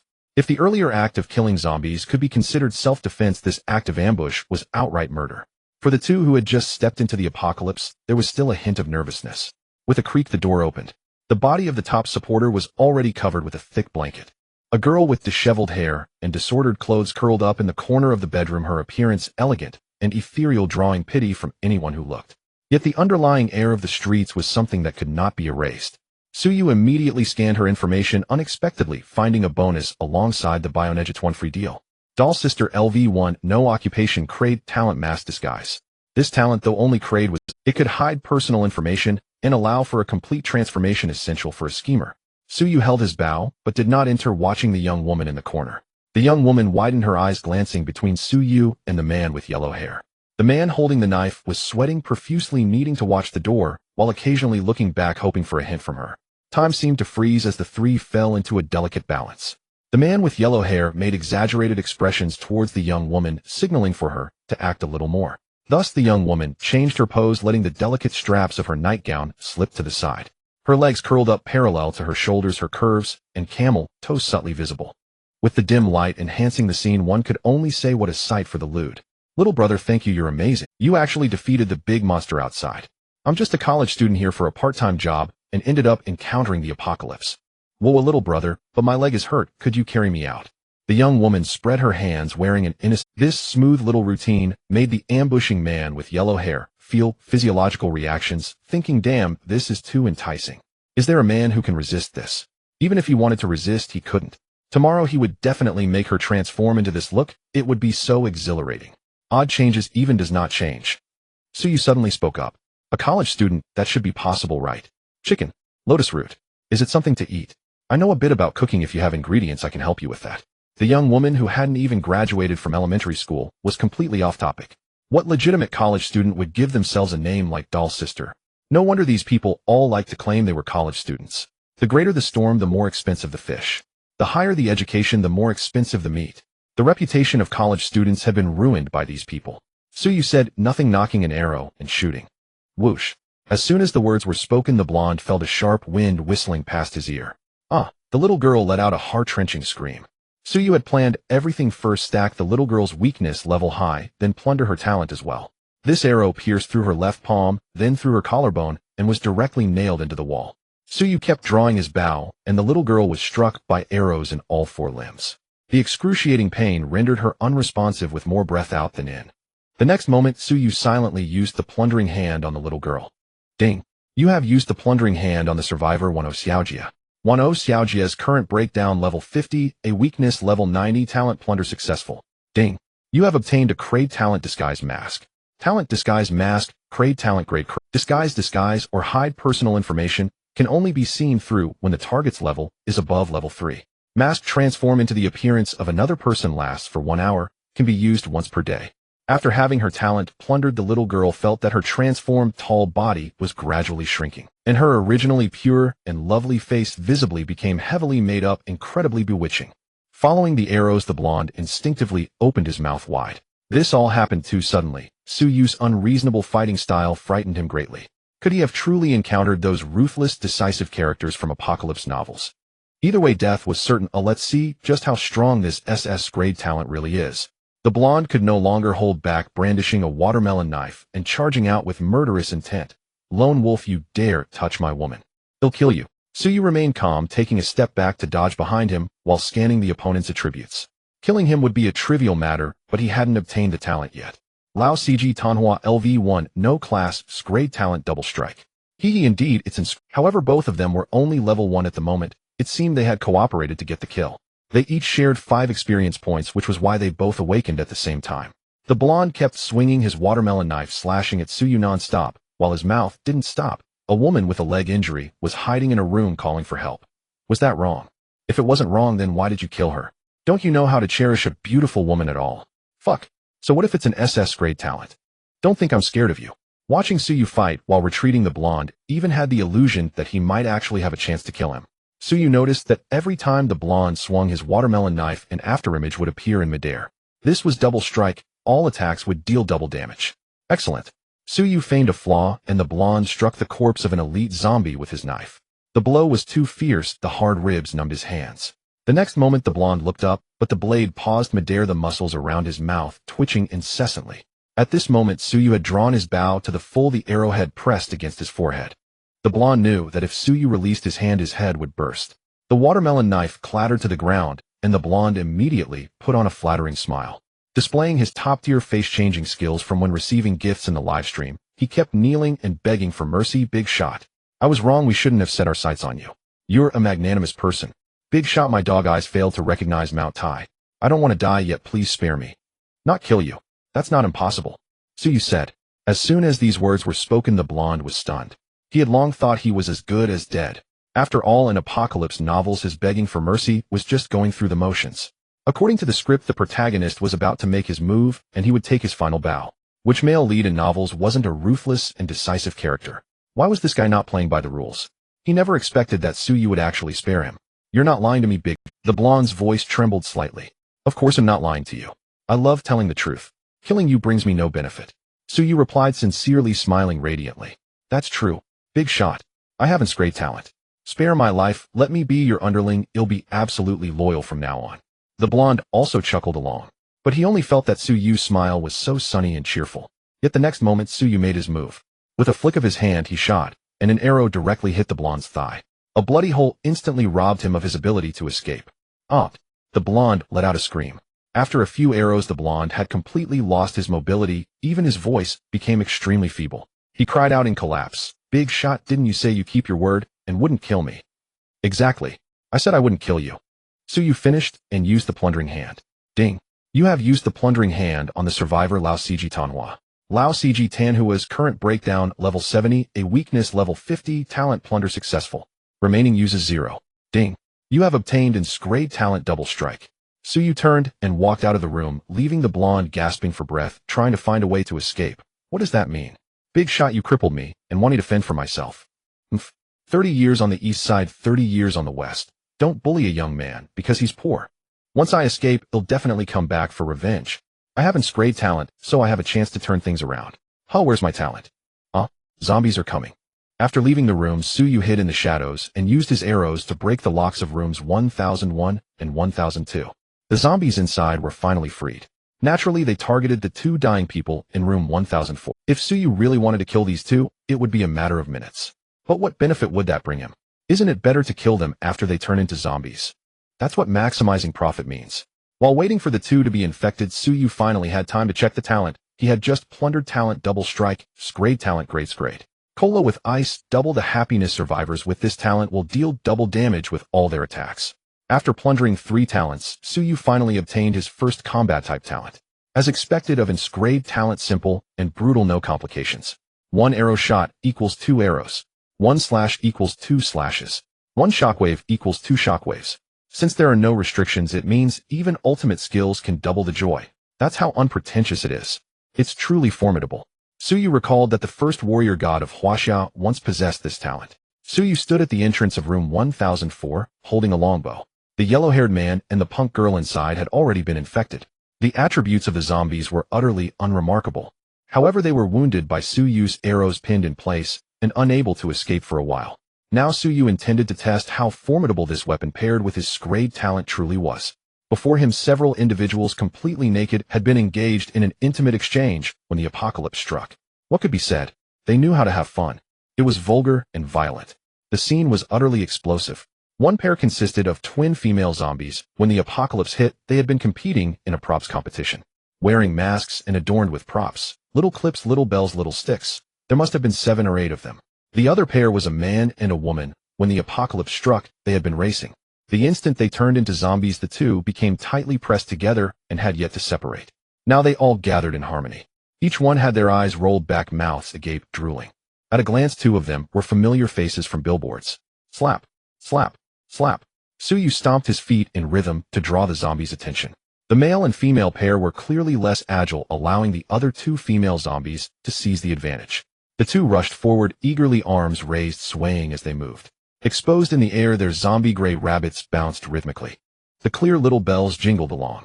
These 2 had been accustomed to competition in life, so now they both wanted to claim the fresh meat before them first. Damn, it was too distracting. Fortunately, Suyu had no improper thoughts. drawing the bow, aiming, shooting, reloading. The entire sequence was flawlessly smooth. With a whoosh, the arrow flew and struck the female zombie's head with pinpoint accuracy. The female zombie collapsed backward, her limp body scattering props all over the ground. A kill notification rang in his ears. This arrow had pierced straight through its zombie brain. Truly extraordinary, like a fart from an immortal. Excellent. A one-shot kill. With the longbow as a weapon, there was no need to worry about weapon wear anymore. Long-range zombie sniping was simply easy and pleasant. Especially with the double strike talent, as long as he hit the head it was essentially a kill. Moreover, Su Yu's arrow loading speed had improved significantly. From the original 2 seconds to just 1.5 seconds. This nearly reached the current human limit. Just as another zombie was about to charge out, Su Yu's second arrow was already released. This arrow struck the zombie's heart. The female zombie hit in the chest, stumbled back several steps, nearly knocking over the zombie behind it. The arrowhead pierced the little bell on its small head and lodged into the gray area. The anticipated direct hit to the heart with blood spurting, an instant kill, did not occur. There wasn't even any blood visible. Impossible. Could it be that this odd one had its heart on the right side? As the thought crossed his mind, his next arrow was already loosed. The same situation occurred again. The arrow sank an inch into the body and then stopped. The zombie clawed at the 2 arrows in its chest, but not a drop of blood came out. Why had it been a kill earlier, but now it couldn't break its defense? Had this zombie mutated? Was its chest armor thicker than stone? Harder than rock? Without further deliberation, Su Yu aimed at its head and instantly brought it down. Where exactly was the problem? He would examine it carefully later. The remaining pair of zombies. The male zombie finally came lumbering over like a tank. In life, the male zombie had been lean and skinny, one of the few male streamers here. The tank female was his top-ranking wealthy female fan. Their weight difference was probably double. If the wealthy woman exerted a little force, the little duck would surely be crushed. Unexpectedly, even as zombies, she wouldn't let him go. It was truly tough for the male zombie. Su Yu, being charitable, kindly sent him on his way first. 1 arrow headshot. With a thwack, the little duck fell straight backward. On their battlefield, only the top-ranking wealthy woman remained. This main battle tank stuck in limbo, utterly uncomfortable. But Su Yu's next arrow was already on its way. Who knew if in the underworld this wealthy woman could catch up to her little duck? Then Su Yu dealt with the yellow-haired man and the punk girl. He casually collected all loot into his wristband. For level 1 zombies and 2 level 2 zombies, gave Su Yu a total of 80 experience points and 8 gold coins. From level 3 to level 4, a total of 300 experience points were needed, and he now had 110. Across the world, this put him among the elite. Now he finally had time to inspect what was going on with that female zombie, who had withstood 2 arrows. Approaching closer, it was a case of from afar one thinks of sin, up close one thinks of self-defense. These twins from head to toe had undergone nose jobs, double eyelid surgery, and had influencer makeup. A face full of synthetic chemicals and hextech technology. It looked flashy but lacked soul. Sure enough, the arrows were lodged in the peaks that remained erect. Even at the arrow tips, a yellow liquid oozed from those rock-hard gray rabbits. Who knew which shady hospital had performed the surgery? After zombification, they were harder than stone. Su Yu smiled helplessly. Indeed, I shot at rocks. Looking out the window, the sky was gradually darkening. Only an hour remained until 1800. So far, floors above the 8th had been cleared by Su Yu. But everything below the 8th floor remained unknown. A sudden voice interrupted Su Yu's thoughts. PFFF, PFFF, PFFF. Is it almost 1800 already? You survivors, are you having fun? I, the Great One, am here to spoil the news again. Daytime is the survivors' time. From 1800 at night to 60 the next day, it's the zombies' time. All the little zombie babies will get a little boost at night. Survivors who aren't afraid of death can give it a try. Hep. 2 simple words expressed Su Yu's attitude toward the orderer. You call doubling attributes aggression and detection range a little boost. Moreover, most zombies would evolve or even mutate at night.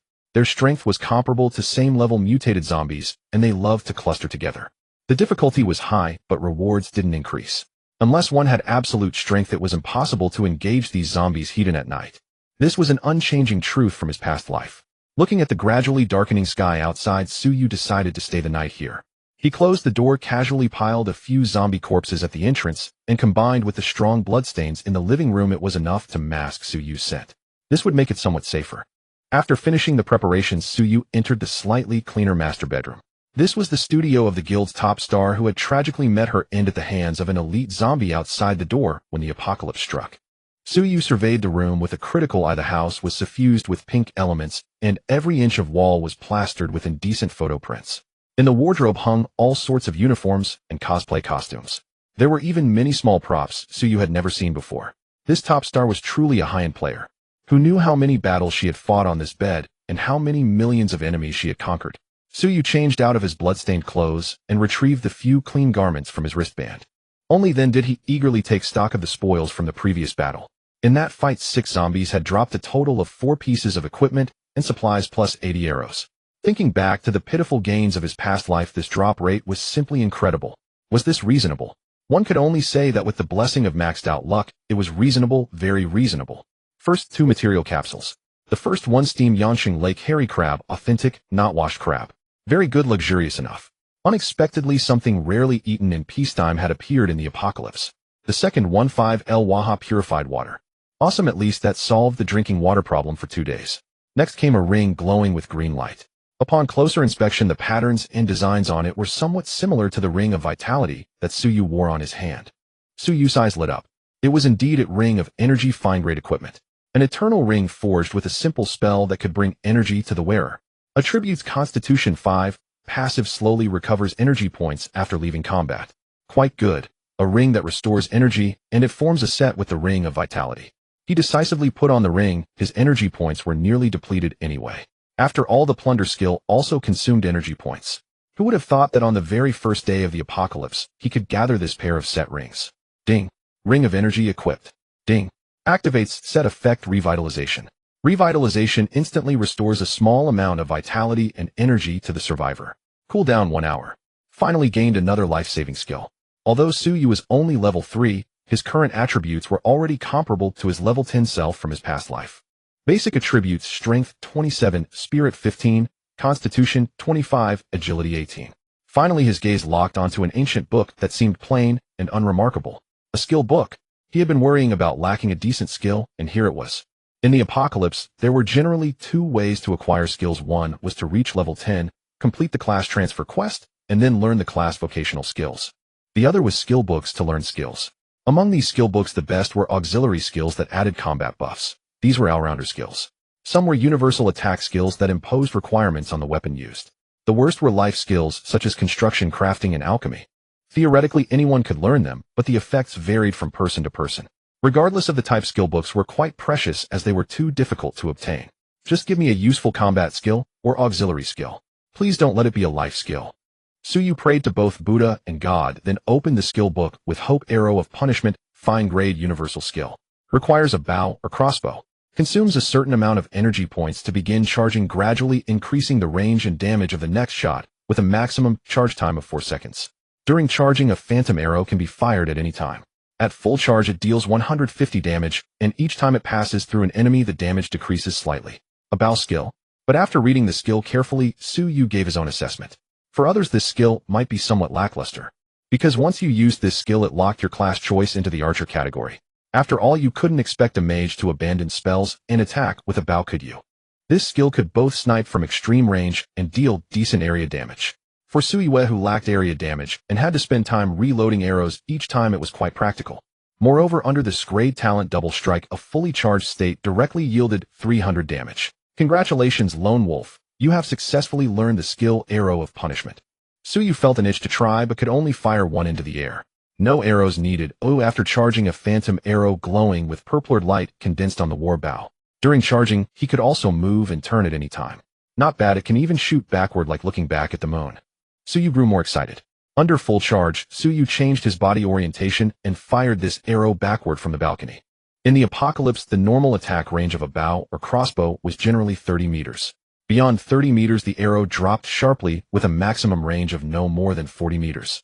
Yet the phantom arrow under full charge just now had an attack range of a full 50 meters. However, although this skill had a short cooldown, given his current energy attribute, he could only use the skill 6 times at most. If not for the skill's heavy energy consumption, Suyu would have liked to stand on the 10th floor balcony and shoot the zombies below. Suyu suppressed his urge. He would definitely try it out tomorrow. He was quite satisfied with today's gains. Not only had he reached a little over level 3, but he had also obtained a pair of rings and a war bow, all of fine grade, plus the various supplies he had gathered. Such things were unimaginable in his past life. Most importantly, he had plundered 2 grade talents, Max Luck and Double Strike. Never before had there been such a wonderful start. At this moment, Suyu took out the remaining half bottle of cola. He also opened the capsules of Spicy Hot Pot and Hairy Crab and began to enjoy his wonderful life. Since his rebirth, Su Yu had only grabbed a few casual bites. He was already starving. It had to be said, although the order keepers were unreliable. The delicacies from the Apocalypse material capsules were truly impressive. The moment the capsule switch was pressed, the aroma instantly overflowed. When it emerged from the capsule, it still maintained the food's optimal state. The taste and texture went without saying. Only pairing spicy hot pot with hairy crab was indeed a bit strange. Su Yu quickly devoured the delicacies before him. He finished the last sip of cola. Burp. After searching for a long time, he finally found paper and a pen from the room. When the SS-grade talent, the Plundering Hand, awakened, it signified that he possessed infinite possibilities. First and foremost was the choice of profession. The Apocalypse had categorized professions into 3 simple types: warrior, mage, and Taoist. After the 7-day beginner period, the city's safe zones gradually opened. All survivors who reached level 10 could undergo class advancement through quests. For each level gained, they would receive 5 free attribute points. Thus, the path one wished to take depended entirely on personal attribute allocation or equipment and skills. For instance, when a survivor chose the warrior profession, if one wished to follow the tank and counter damage route, they would allocate all points to constitution. For the brute force warrior route, all points went to strength. For thief or archer types, they cultivated both strength and agility. As for mage and Taoist professions, they primarily allocated points to spirit. However, there were also playstyles that opted for a small amount of agility or constitution.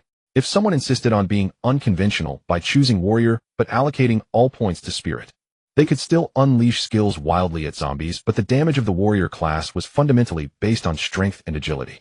In the early stages it might barely work, but soon they would feel the despair of dealing negligible damage. Only 4 words could describe it: full of spirit. Those who liked to be unconventional in the Apocalypse were often the first to die. The vast majority of people in the Apocalypse chose these 3 professions. The remaining 1 in 1,000 would tread another path: the hidden profession. This, apart from talent, was a dividing line between experts and ordinary people. The ratio of 1 in 1,000 was not insignificant. For example, the awakening probability of a crate talent was 1 in 1,000. Thus, if one could not even reach this threshold, it was even less possible to advance into the ranks of experts. However, there were also disparities among hidden professions. Therefore, only the top-tier hidden profession was Su Yu's goal: necromancer. With a wave of the hand, one could summon an army of thousands to fight for them. This was Su Yu's hidden profession from his past life, a mage summoning type hidden profession. Relying on the talent of Mage's Heart, Su Yu triggered the quest chain for the hidden profession necromancer. The acquisition method and quest procedure were already etched in Su Yu's memory. For him, choosing this posed no difficulty whatsoever. However, the strength of his summons was only tied to the master's attributes and had nothing to do with many top-tier talents. Without a doubt, in the future it would never unleash the true power of the Plundering Hand. Moreover, even if he chose this profession, he would still have to plunder someone with the Mage's Heart talent. Dragon Knight, Shadow Assassin, Vajra Walker, Inyang Sorcerer, Witch Doctor, Corpse Driver. Su Yu listed over a dozen hidden professions he was familiar with. These were professions once held by the past war gods, magic gods, and Taoist gods of Huaxia. They were all figures renowned across the land, but each had their strengths and weaknesses. To this day, few had been able to remain on the god throne for a year. Since ancient times, conquering the world was hard, but guarding it was even harder. No one could stand at the peak forever, even if they could plan ahead and remain vigilant in times of peace. But they were surrounded by newcomers full of ambition, passion, and desire. Once one ascended to the position of a god, they would be scrutinized under a microscope by everyone. Their talents, equipment, and even the skills they possessed would be studied thoroughly. Thus, Su Yu changed his approach. He decided to first list all the A-grade and above talents he was familiar with. After all, these would be plundered in the future. Counter damage, tank, defense. Defensive talents of this kind were not bad, but their numbers were limited. Moreover, standing still and taking hits while playing the fool did not suit Su Yu's personality. Slow bleed, silence, root, weaken, disarm, cripple, counter damage, split, arrow, 100 critical strike, true damage. After listing all the high-grade talents, Su Yu confirmed the profession he would advance to. Archer class. 1 arrow, 1 kill. Even if he couldn't achieve a one-shot kill, piling up all the debuffs in an instant would still be satisfying, wouldn't it? Su Yu thought of an old acquaintance with whom he had briefly cooperated at the Star City Museum. However, Su Yu had awakened as a necromancer while the other had awakened as the hidden profession of an archer, the god of Zongbu. The god of Zongbu was a unique hidden profession of Huaxia, far superior to Su Yu's necromancer. However, before their class advancement, they helped each other, but after completing it, the other party coveted the equipment on Su Yu, and after crossing the bridge, kicked down the ladder, attacking Su Yu first. That battle ended with Su Yu's narrow victory. And the arrow fired by the other party before death pierced through Su Yu's shoulder, leaving a permanent scar. In Su Yu's view, one of Huaxia's strongest hidden professions. The god of Zongbu had perished in a corner of the museum before even emerging into the world. The god of Zongbu. It's you. Suyu thought for a long time before finally drawing a circle around the name god of Zongbu. The night was deep. The zombies of the night patrolled back and forth in the stairwell several times. Tonight they became Suyu's guardians. At first some sounds of fighting could be heard, but later it became extraordinarily quiet. Suyu soon fell asleep. How many years had it been since he last had a nightmare? No more burdens, no more pursuits, no more confusion about the future. The feeling of being completely at ease was so wonderful. Swish! Hidden in the stairwell, he shot an arrow through the gap of the fire door. The arrow accurately pierced the throat and directly penetrated the zombie's brain. The zombie could no longer make a sound, slowly knelt forward, and blood and brain matter spilled all over the ground. Until its death, the zombie had no idea where the hidden arrow came from. Ding. Successfully killed a LV2 zombie, gained 20 XP 2 gold coins. Ding. Level increased to 4, gained 5 free attribute points. Ding. Talent Plundering Hand, remaining uses 1. When shooting a zombie in the public area on the first floor, his level reached 4. After one night, most zombies had already reached level 2. Compared to the previous level 1 zombies, their intelligence had also improved considerably. When the zombies on the first floor sensed the death of their comrade, they collectively moved toward the zombie's corpse. Suyu drew his bow and gathered strength, and his appearance instantly attracted the zombies' attention. The narrow corridor caused these 5 zombies to line up in a straight line. Under full charge, a purplured phantom arrow was instantly released. Punishment Arrow. A simple and unadorned arrow instantly skewered the 5 zombies like a candied hawthorn stick, although the damage diminished with each penetration. Under the talent of Double Strike, the first 4 zombies were instantly killed. The 5th, after being struck, staggered, and Suyu finished it off with another arrow. It seems this skill can handle 4, but not 5. According to the rules of the apocalypse, survivors who surpass zombies in level by 3 cannot gain any rewards from them. Therefore, after Suyu reached level 4, remaining in this neighborhood no longer held much significance. After collecting the spoils, Suyu left the neighborhood. Although he found quite a few items along the way, the majority were merely capsules of doomsday supplies, and overall it was far from the luck he had yesterday. Additionally, there were several consumables like the silverbird claw and the lure of enemy's pot. For now, they were of no use to Suyu, so he stored them all in his wristband. At the very least, Suyu had resolved his basic needs for survival. After feeling wealth, his only goal now was the Star City Hospital, not far from home. The reason for choosing this place was twofold. First, Suyu had heard in his past life that on the second day of the apocalypse, the Star City Hospital opened a hidden dungeon that lasted for 24 hours. Those who cleared the dungeon received substantial rewards. If he could defeat the final boss, his gains would multiply infinitely. The second reason was that the future head of the Lin family would also be there, one of Suyu's enemies from his past life, and he intended to eliminate them in the cradle. No one would expect someone to take action at this time. Just thinking about it felt exhilarating. On the streets, groups of survivors had already begun to form teams to clear out zombies. Every time he passed by these people, Suyu would check their talents. However, most of them had talent levels not exceeding D rank, which was hardly promising. When he walked past the entrance of the Star City Hospital, he casually shot a zombie wandering in the parking lot. He paused to pick up a supply capsule from the pile of corpses. According to the settings of the apocalypse, the physical constitution of people in places like hospitals, nursing homes, and kindergartens tends to be weaker. However, to balance the strength of various areas, the chance of elite zombies appearing here was higher. What Suyu was looking for were these elite zombies. If he could kill 1 or 2, his strength would definitely see a rapid increase. In the parking lot, 2 women were hiding in a large luxury SUV. Both were socialites from Star City University, and when the apocalypse struck, they happened to be heading to the hospital's cosmetic surgery department. They had narrowly escaped a calamity by hiding in the car, but they had not dared to sleep for a whole day and night. The combination of heightened tension and hunger had left them somewhat dazed. Even though the streets were now mostly free of zombies, they still dared not open the car door. Miao Huanhuan, look, that boy just got a capsule that can produce food. One girl pointed at Suyu and said. Although the 2 were afraid to exit the car, they had seen nearby survivors obtain supply capsules. Wan Xinran, isn't that Suyu Lin Roof's boyfriend from your dorm? It really is. Do you think he's reliable? Should we seek his protection? Is that even a question? Wan Xinran was carefully touching up her makeup using the car's mirror. She knew that Lin Roof usually treated Suyu with indifference. Wan Xinran was confident in her looks and abilities. Once she made a move, that obnoxious man would surely be at her mercy. Wan Xinran, the title of campus belle belongs to Lin Roof, who got her status through the Lin family's influence. You're much stronger than her. Huan continued to stoke the flames. Of course. Today, if I spread my legs, little Su, you will definitely obey me. Wan Xinran, you should tone it. Miao Huan pouted, and also began to touch up her makeup. In terms of looks, Wan Xinran was indeed on par with Lin Roof. However, she naturally exuded a flirtatious charm with a carefree demeanor. In her 3 years at university, she had dated no fewer than 30 boyfriends. Yet she cared little for others' opinions, living for herself, which made her quite carefree. On the other hand, Lin Roof seemed pure, but had long since become a plaything for Bai Shihao. No one was truly superior. Suyu, wait for us. The two girls shouted as they ran in front of Suyu. I am Lin Roof's roommate, Wan Xinran. You must have heard of my name. There are zombies everywhere, and the outside world is terrifying. As a weak girl with no support, could you take us with you? Wan Xinran was so direct because during the day and night of the apocalypse, they had witnessed far too many violent incidents in the car. Just this morning, a homeless man suddenly burst into the parking lot. This beast brutally assaulted a pregnant woman who was trying to escape using extremely cruel methods.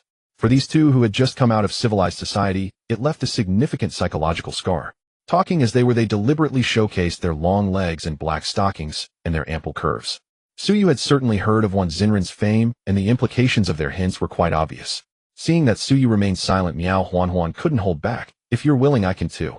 How about we try together? You can do whatever you want. Rather than being tormented by those fierce-looking people and losing their lives, it would be better to choose someone appealing while they still had the chance. Moreover, Suyu's skills and every move he made revealed an aura of strength. After saying this, Miao Huan began to mimic and flirt. Indeed, those who are close to vermilion are red, and those who are near ink are black. These two women were truly aggressive. The two were frantically throwing out bait, waiting for the poor tomcat to take the hook. They believed that as long as they offered Suyu some sweetness, they could easily win him over. However, even though the opportunity was right in front of Suyu, he harbored no wicked thoughts. Having lived a second life, he knew that the most untrustworthy thing in the apocalypse was people. In his eyes, these two were less appealing than zombies. After checking their personal information, he found they had yet to awaken, making it unnecessary to waste time on them. Suyu was too lazy to say much, and soon disappeared from their sight. I will remember this grudge, Wan Xinran said, pointing in the direction Suyu had vanished, hands on her hips, fuming. Who made our Xinran angry? A man approached from behind, placing his hand on Wan Xinran's shoulder, reaching into the depths of the abyss before everyone's eyes. Lin Maro, what are you doing? Wan Xinran looked at her ex-boyfriend with disgust, but did not push him away immediately. How come you're still alive? Wan Xinran suddenly put on a flattering expression as she noticed that Lin Maro was accompanied by a group of well-trained subordinates, immediately changing her tune. Lin Maro was after all the young master of the Lin family, and although he appeared young, he was easier to control. This guy, though small, exhibited strength 100 times greater than that of Suyu. How could I die? My subordinates said they saw your car here, so I came to rescue you. Lin Maro casually fabricated a story. He had come solely to fulfill a family mission. Disgusting, you're still so good at. Wan Xinran, experienced in battles, naturally knew how to please men, and with a frown and a smile, she ignited Lin Maro's desire. Xinran, what are you doing? Lin Maro was no match for Wan Xinran. She grabbed his left hand and placed it on her curvy behind. Do you want to eat peaches? Juicy sweet peaches. Soft, smooth, and very juicy. Baby, I can't take it. Where's your car? Lin Maro swiftly picked Wan Xinran up in a princess carry and entered her SUV. Baby, mine is big, you can endure it. 2.5 minutes later, Lin Maro emerged from the car with his arm around Wan Xinran. How about that? I'm impressive, aren't I? Wan Xinran, however, was inwardly grumbling. How could he have the nerve to ask that? Lin Maro never looked for faults in himself. Over the years, had his little fellow grown? Had he been eating properly? If it wasn't long enough, it would be very difficult for him to be impressive. You're amazing, you really are.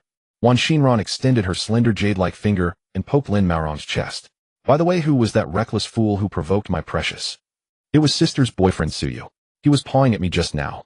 Wan Xinran's eyes were red, as if she had suffered a great injustice. That despicable guy, did he do anything to you? He didn't care much about his sister Lin Rufei. But if that man had actually laid hands on his woman, he wouldn't hesitate to kill Suyu. No, he just grabbed me and pulled. Luckily, Huan showed up in time and scared him away. Are you talking about your— Lin Maro made no effort to hide his desire, a greedy expression immediately spreading across his face. He praised Miao Wanhuan's figure endlessly, clearly very interested in her voluptuous body. Wan Xinran knew exactly what Lin Maro was thinking. He had always been a man who wanted more than what he had. In this apocalyptic world, people's moral codes were beginning to crumble, and he was becoming even more unbridled. Wan Xinran was long accustomed to this kind of wretched man. She knew that in the apocalypse, survival was all. He'll go ask Huan right away. We two sisters have no one to rely on, so finding a good man like you is an enormous stroke of luck. After saying that, Wan Xinran giggled to herself. Hearing this, Lin Maro grinned smugly. Hee, of course. Tonight we can have a group activity together. Don't worry with me, you won't go hungry. With that, he took out a steamed bun and half a bottle of water from his wristband and handed them to Wan Xinran. Eat a little of this first, the evening meal will be better. Wan Xinran took the food but couldn't help feeling a pang of disappointment. Now he could only produce this little to appease her, and even that had to be shared with others, truly a sign of the times. Little did she know this was all of Lin Maorong's rations for the day. They had come out this time mainly to complete the task assigned by their superiors. Along the way, they hoped to see if they could loot some apocalypse supplies from the zombies. Umpopopo. Regional announcement. An interesting little guy has arrived at Xingqing City Hospital. I, the Great One, have decided to give everyone some benefits. I have placed many treasure chests in the hospital, first come, first served. Let's party. Here it comes. Suyu had just sneaked in through the back door, swiftly dealing with the patrolling zombies outside, when the voice of the orderer rang in his ears. This was the hidden dungeon that Suyu had been longing for last night. If he could successfully complete the challenge, and even become the final victor, Suyu would undoubtedly have a greater chance of winning in the subsequent revenge battle. It must be known that in the apocalypse, anything associated with the word hidden often held extraordinary value. Then the system prompt sounded in the ears of all survivors still in Xingqing City Hospital. Ding! Hidden battlefield triggered. Xingqing Hospital. Survivors can earn points by eliminating zombies or opening treasure chests. After the battle ends, the system will calculate rewards based on points. Settlement conditions: eliminate the ultimate zombie in the scene or automatically end the battle after 24 hours. Survivors are strongly advised to form teams for combat, but please be sure to act within your capabilities. As the words faded, the entire hospital's outer walls gradually blurred, eventually transforming into a cyan transparent mosaic wall, sealing off the hospital from the outside world. Young Master, the system indicates we cannot leave the battlefield. Our retreat has been cut off. One of Lin Maorong's subordinates tried only to receive the system's cold warning sound. Ah, didn't you hear? The Great Orderer said a powerful little guy has come to the hospital. That's none other than me. Let's go. Well, take the top spot. Yes, young master. The group immediately straightened up and responded respectfully. Then they formed a combat formation in an orderly manner and began clearing from the outer perimeter of the hospital. However, the interior of the hospital was still ruled by zombies. They continuously compressed the survivors' living space, and from time to time tragic human screams could be heard. Most survivors lacked the courage to resist and chose to hide. Suyu pushed open the back door of the hospital, then slammed it shut with great force, a miracle of brute strength. The sound was especially jarring in the otherwise empty hospital. In an instant, the zombies on the first floor rushed toward the back door like a tidal wave. Suyu then quickly ran to a room several dozen meters away and climbed in through a half-open window. He had passed by here earlier and noticed that this was the only room with no activity or signs of battle. Suddenly, Suyu felt something soft under his foot. He looked down and saw a zombie lying beneath the windoo. When the zombie saw Suyu, drool involuntarily dripped from its mouth. Then it opened its gaping maw and lunged to bite Suyu's ankle. Damn, playing a sneaky ambush here. Suyu exclaimed, quickly leaping to the side. At the same time, he swiftly shot an arrow from his war bow. The arrow precisely pierced the zombie's skull and lodged in its throat. Blood quickly filled its throat, preventing it from making a sound, and soon it collapsed to the ground. Because if its cries reached the ears of nearby zombies, they would swarm over in a frenzy. That would not be. Ding. Successfully killed. LV1 zombie obtained 1 point. Friendly reminder: survivors can check current points and rankings via their wristbands. The rankings are anonymous by default, but you may choose to make your name public. The leaderboard refreshes although killing a level 1 zombie brought no other rewards, the system still granted Suyu 1 point. Within a few minutes, a team with as many as 10 points had already appeared on the leaderboard. The top team is the Lin family Young Master Squad. Looks like they've already arrived. Last night, Suyu had already recorded all the targets of his revenge in his small notebook. And this Lin Maorong, known as the Lin family Young Master, had achieved the top score in this dungeon in his past life. The Lin family had suffered heavy losses at the onset of the apocalypse, but with Bai Shiheo's strong support, Lin Maorong became the new head of the Lin family. He became Bai Shiheo's most loyal lackey. When they falsely accused Suyu of betraying China, However, Suyu was not in a hurry. After all, this dungeon lasted 24 hours. Running into them was only a matter of time. When that time came, he would make him taste despair as well. After a brief thought, he decided to use his Crave Talent disguise mask. The disguise could only last for 1 hour each day, but changing personal information was unrestricted. Thus, Suyu disguised his name as an ordinary passerby. After all, the hospital was full of people and loose lips. If news of the lone wolf appearing in Xingqing City spread, it would not help his revenge for now. Looking around, the room was small, but came as an unexpected blessing. It was the hospital security office. The corpse lying on the ground was the head of security. Suyu snatched the access card hanging around its neck and strapped it to his forearm. With this thing, the entire hospital was almost completely open to him. Then Suyu locked all doors and windows and drew the curtains. From the office drawer, he fished out the entire hospital's fire safety map. As the saying goes, sharpening the axe will not delay the chopping of firewood. As a civil engineering major, Suyu studied the map carefully. In the time it takes to drink a cup of tea, he knew exactly where the secret passages were and where he could hide. At that moment, the sounds of zombies running and roaring came from outside the door. They had obviously found another prey. Suyu observed through the crack in the door, waited for the right moment, and pushed open the security office's main door. Everything was in place except for the eastern wind.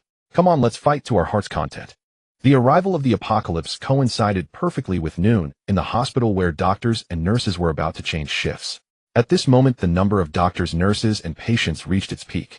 The corridor before him appeared exceedingly dark, with the ceiling tiles having fallen to the ground, leaving only the light steel framework. The lights that remained flickered intermittently, as if reciting a eulogy for the deceased.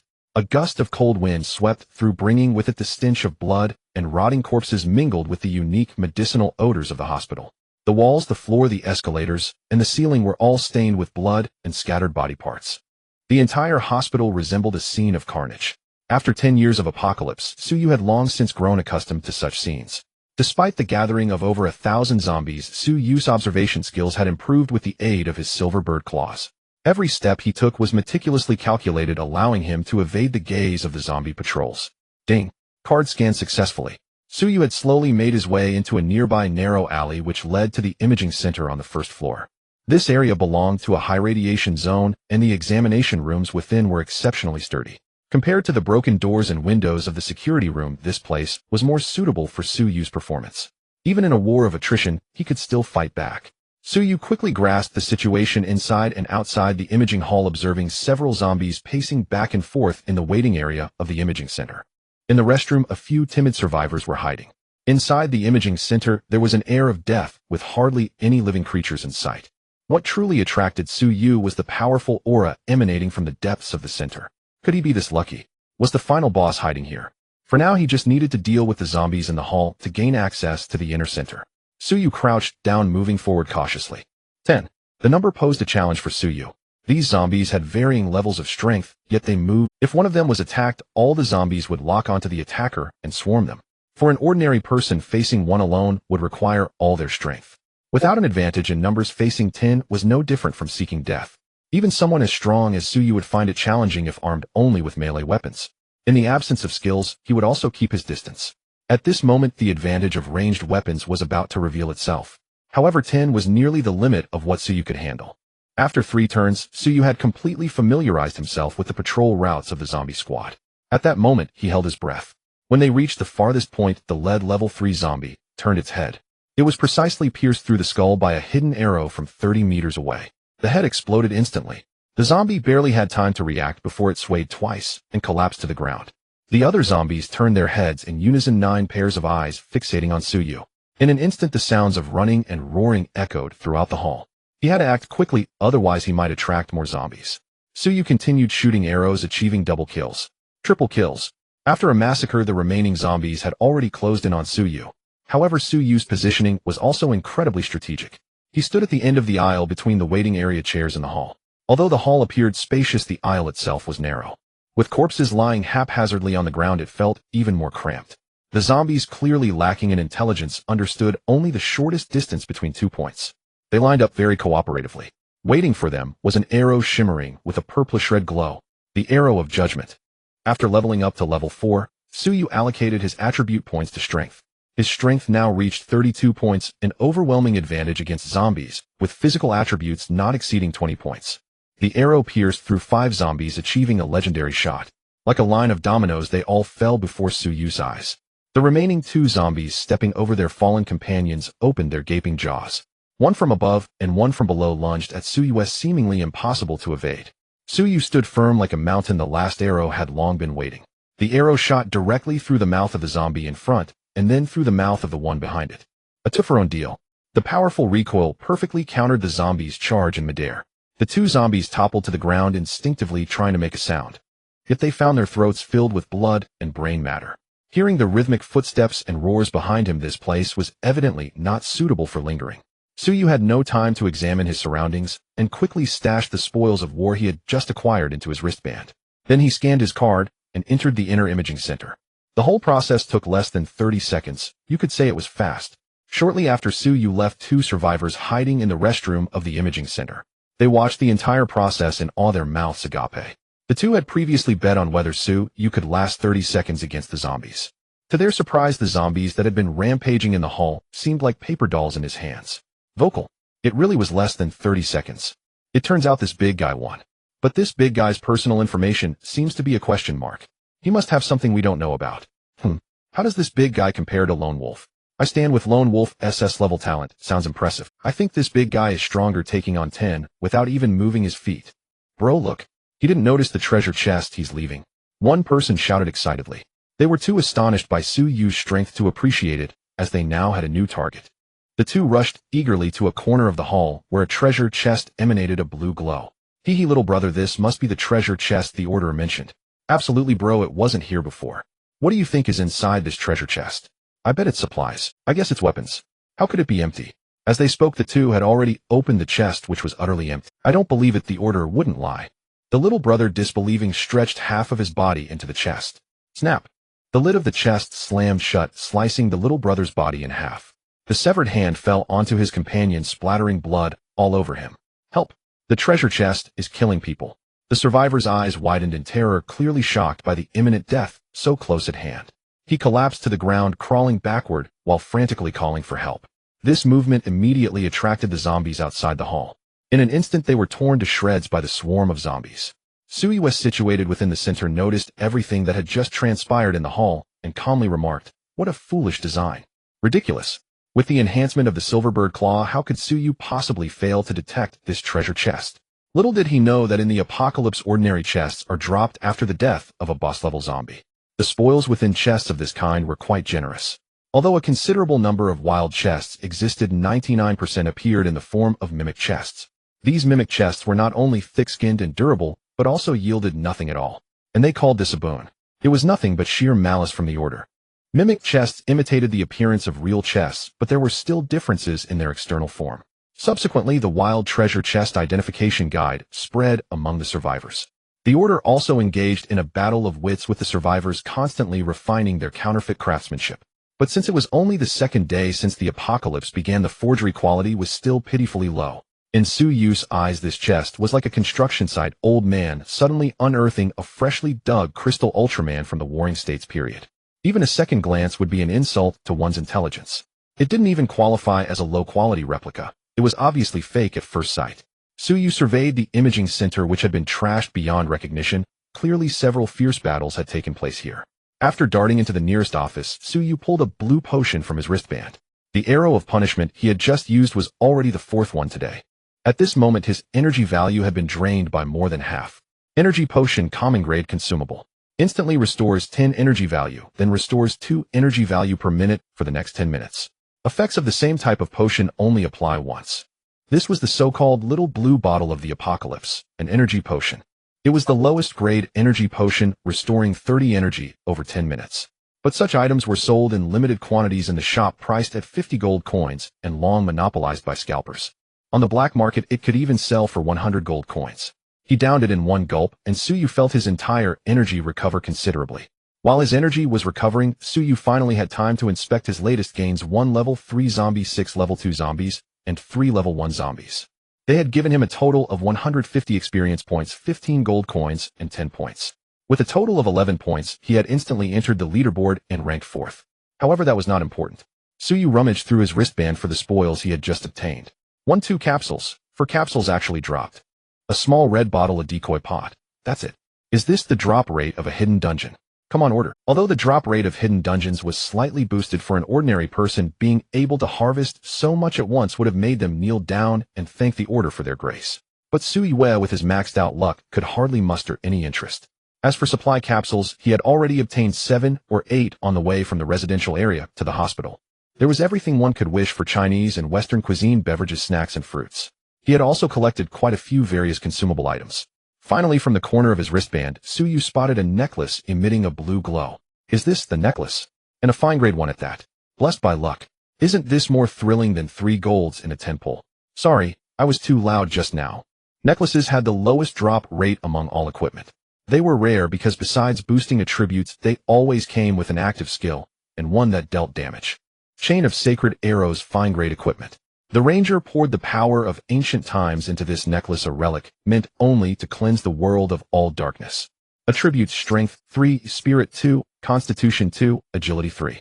Attached skill: Holy Arrow Massacre. While moving freely, unleash 20 rapid arrows within 3 seconds toward the front, 25 critical chance, each arrow dealing 30 damage. Required weapon: bow or crossbow. Cooldown 12 hours. A remarkably powerful single-target killing skill, truly worthy of a fine-grade piece. Ignoring critical hits, if all 20 arrows land, that's 600 damage. With double strike in effect, it becomes 1200. In theory, when facing survivors who understood positioning, they could dodge most of those 20 arrows. But against zombies, simple-minded, incapable of dodging and charging only with reckless abandon, one could imagine them riddled with arrows. Suyu couldn't wait to put on the necklace. Who would have thought that by the second day of the apocalypse he had already gathered all accessory equipment, a necklace, and 2 rings. With accessories complete, how far could the other basic equipment be? Suddenly, from the deepest CT room of the imaging center came the sound of banging on a door. Suyu remembered that was the location of the powerful aura he had sensed earlier. It seemed that strong zombie could no longer contain itself. It had launched an attack on the innermost CT room. From the corridor outside the door came the constant sound of plaster ceiling tiles falling. Suyu felt the entire room tremble with each bang. But the radiology department door? How could it be so easily destroyed? Huh. Come and kill me. You bitch, you bit off a chunk of my ear. This is a seamless radiation-proof lead door. You can't open it. A man kept taunting the zombie, crashing against the door. The source of all this evil dated back to half an hour ago. In that very CT room, inside the CT room, a teenage girl and a doctor had hidden themselves. The girl was a high school student, petite in stature, full of compassion and dreaming of becoming a pediatrician. Her family background was modest, yet through her own hard work, she had already secured a recommendation to a medical university. She had just come of age with a bright future ahead. As for the radiologist, because he had secretly accepted bribes from pharmaceutical representatives and repeatedly inflated the costs of equipment maintenance and consumables, he had been discovered by the hospital, given a severe warning, and fined a substantial amount.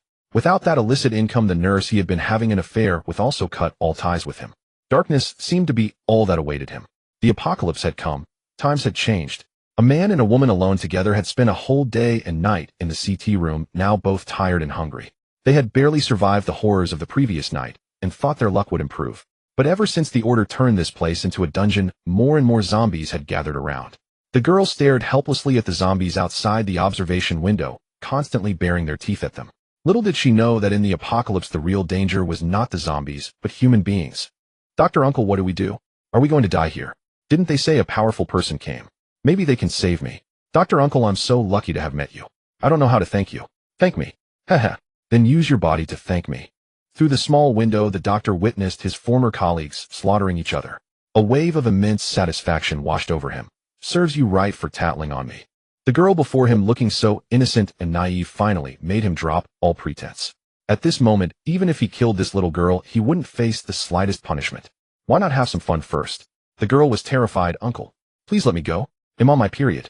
The doctor's face twisted into a maniacal grin. Oh, menstruation. I've never tried that before. All traces of human morality were utterly shattered. After being violated, the girl curled up in a corner, as if her very soul had been drained away. Suddenly, as if possessed by madness, she pressed the switch from inside the CT room and was submerged among the zombies at the door. The doctor, quick as lightning, slammed the door shut. Despite his reaction, one zombie still slipped in. It nearly cost him half his life, but he eventually killed the zombie inside the CT room. Little did he know, while he was battling the zombie, the utterly despairing girl, after being infected, had evolved into it slaughtered every living creature inside the imaging center. Such ferocious killing intent. No wonder the zombies outside dared not approach. Suyu finished his rest and walked out of the office. There he saw a petite female zombie, her entire body drenched in blood. Like a nimble leopard, she scaled the walls and ceilings of the corridor.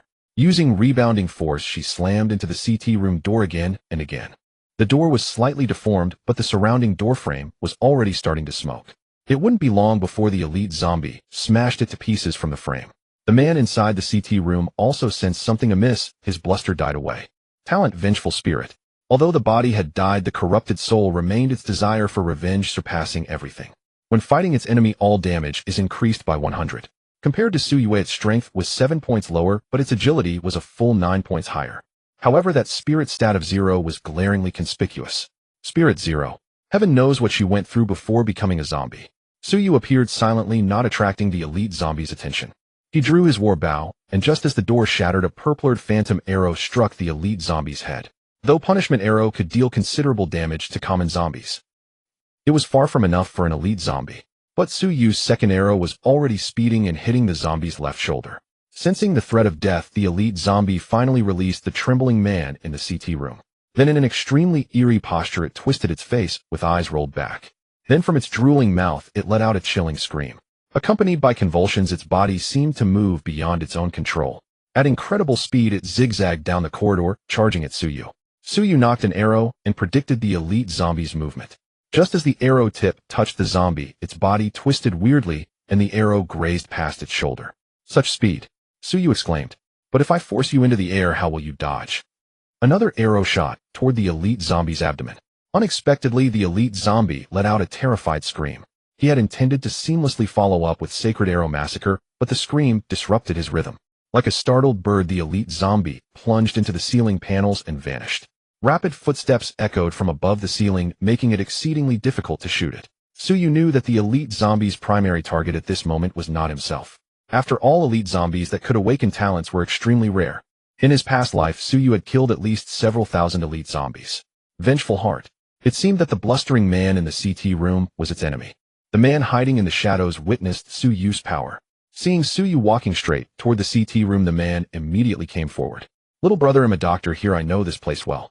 Can you take me with you? Oh, a doctor. Did you do? Suyu glanced at him. Ordinary attributes, ordinary talent. Yet he had an incredibly cringeworthy name, by Yuntao. Who knew if it was intentional or accidental? If it was his real name, that was quite explosive. Hemin, you know. Bro, with your skills, those little nurses in this hospital would be easy pickings, right? Especially that pediatric beauty, the hospital flower. How about big brother takes you to have some fun? Since it's you, you wouldn't object to being used as bait for fishing, would you? Suyu cut off the doctor's words, suddenly reaching out a large hand and grabbing the doctor by the neck. He lifted him out like a chick. He slammed him heavily onto the ground and pointed his war bow at the man. Bro, what are you doing? Don't kill me. Bang. The ceiling panel above the doctor suddenly shattered. When the elite zombie saw Suyu attempting to attack the doctor, it could no longer hold back. How could its enemy die by someone else's hand? The elite zombie opened its gaping maw, let out a piercing shriek, and swung its sharp claws. It aimed its target at the trembling doctor. When death loomed, he was so terrified that he wet himself. I was wrong. Spare me. Little brother, help. Just as the claws were about to touch the doctor's head, Suyu finally struck. Sacred Arrow Massacre. Solely to purge all darkness from the world. The elite zombie, suspended in midair, became a live target. Within 3 seconds, 20 crystal arrows radiating pale blue light rained down upon the elite zombie. Its body froze in midair, forced backward by the impact of Sacred Arrow Massacre. Even its cries grew weaker, but its eyes remained fixed on the doctor, laughing heartily in the distance. Just when the elite zombie was on the verge of death, Suyu forcibly stopped his attack. The elite zombie, bristling with arrows, crashed heavily to the ground and lay still. Little brother, you scared me to death. You did that on purpose, didn't you? Ignoring the stench on his body, the doctor crawled toward the elite zombie behind him. Fucking dared to try to kill me. Dead now, huh? Ha ha. The doctor mocked the lifeless zombie and then prepared to kick its body. In a moment of last gasp resurgence, the elite zombie opened its eyes. With its final shred of strength, its claws swept across the doctor's groin. In an instant, the man was parted from his member. His thighs were severed at the roots. A copious amount of blood gushed from 3 wounds, quickly pooling around. Oh, you wretched creature. The intense pain made him scream and tremble uncontrollably on the ground. Meanwhile, the elite zombie had completed its revenge strike. In its eyes, there was a sense of tranquility that came after liberation. The elite zombie looked at Suyu beside it, and finally closed its eyes slowly. Ding. Successfully killed elite zombie LV4, gained experience 80, gold coins 8. Ding. Successfully killed elite zombie LV4, gained points 50. Perhaps death is the best resting place for you, Suyu said to the elite zombie with indifference. After 10 years in the apocalypse, Suyu had his own way of dealing with the world. He not only avenged the elite zombie, but also turned this beast into a zombie, killing 2 birds with 1 stone. Brother, I beg you. Save me. The doctor, sensing the flow of life slipping away, crawled towards Suyu, his face filled with terror as he pleaded for mercy. Meanwhile, Suyu's arrow was already aimed at his head. Save you? What's in it for me? Suyu gazed at the doctor with keen interest. It wouldn't be long before he would become a zombie with 3 broken legs. Brother, there's a huge secret hidden in the hospital. It's on the 4th floor. Before the doctor could finish, his eyes rolled back as he transformed into a zombie. An arrow had already pierced its brain. After the elite zombie fell, the strong, killing aura suddenly vanished for the other zombies. The territory that originally belonged to the elite zombie would soon be occupied by other zombies. Hearing the roars and footsteps coming from the imaging hall, there were probably dozens of them. Now Su Yu was completely drained of energy with no chance of victory in a fight. The best strategy was to flee. With no time to spare, Su Yu quickly stuffed the spoils back into his wristband. He ran towards the previous office and shut the door behind him. However, Su Yu's actions drew the attention of the office door was not very sturdy to begin with, and under the relentless assault of the zombies it soon became wrecked. The zombies poured in, filling the small office to the brim. Strangely, a man had clearly hidden in here just moments ago, yet he suddenly vanished. They looked at each other, searching the room desperately. They occasionally let out low growls, exchanging information, yet they could not find any trace of the man.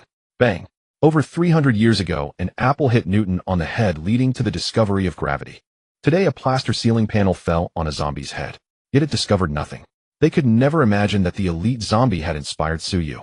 He had already left the office, moving along the direction of the partition wall while hidden in the ceiling. However, the ceiling was not an absolute safe zone.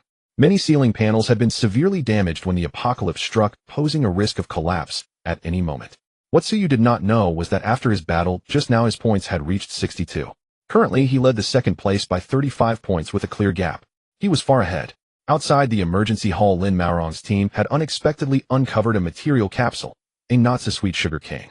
At that moment, over 10 people were lined up, sitting on the steps outside the door, each gnawing on a section of sugar cane. They swallowed even the chewed-up cane fibers. Each of them turned red in the face, nearly choking as they rolled their eyes. Young Master, the leaderboard has updated. Old 8, there's no need to ask, we should still be in first place, right? Young Master, we've been overtaken. Old 8 almost knocked out his recently capped tooth with a single bite. Oh, interesting. Let me see, could it be that group from the He Shima family? Looking at the leaderboard, Lin Maorong's muscles twitched, and he suddenly found the sugar cane in his hand unappetizing. The top position was surprisingly occupied by a strange name, an ordinary passerby. 62 points. No team. How did he achieve that? Young Master, do you remember what the orderer said about the strong? Could it be him? Nonsense. The strong can hurry up and eat. Keep fighting for me later. Meanwhile, Su Yu had found a relatively sturdy concrete platform. That last battle had exhausted a lot of his energy.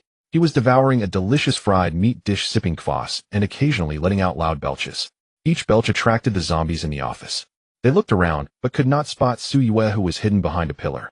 Before his meal, Su Yu downed the last bottle of the small blue vial in one go. Skills he had only acquired after changing jobs in his past life had kept his energy almost full throughout the entire novice phase. Now 2 skills had drained it completely. At this moment, he recalled the doctor's words before his death.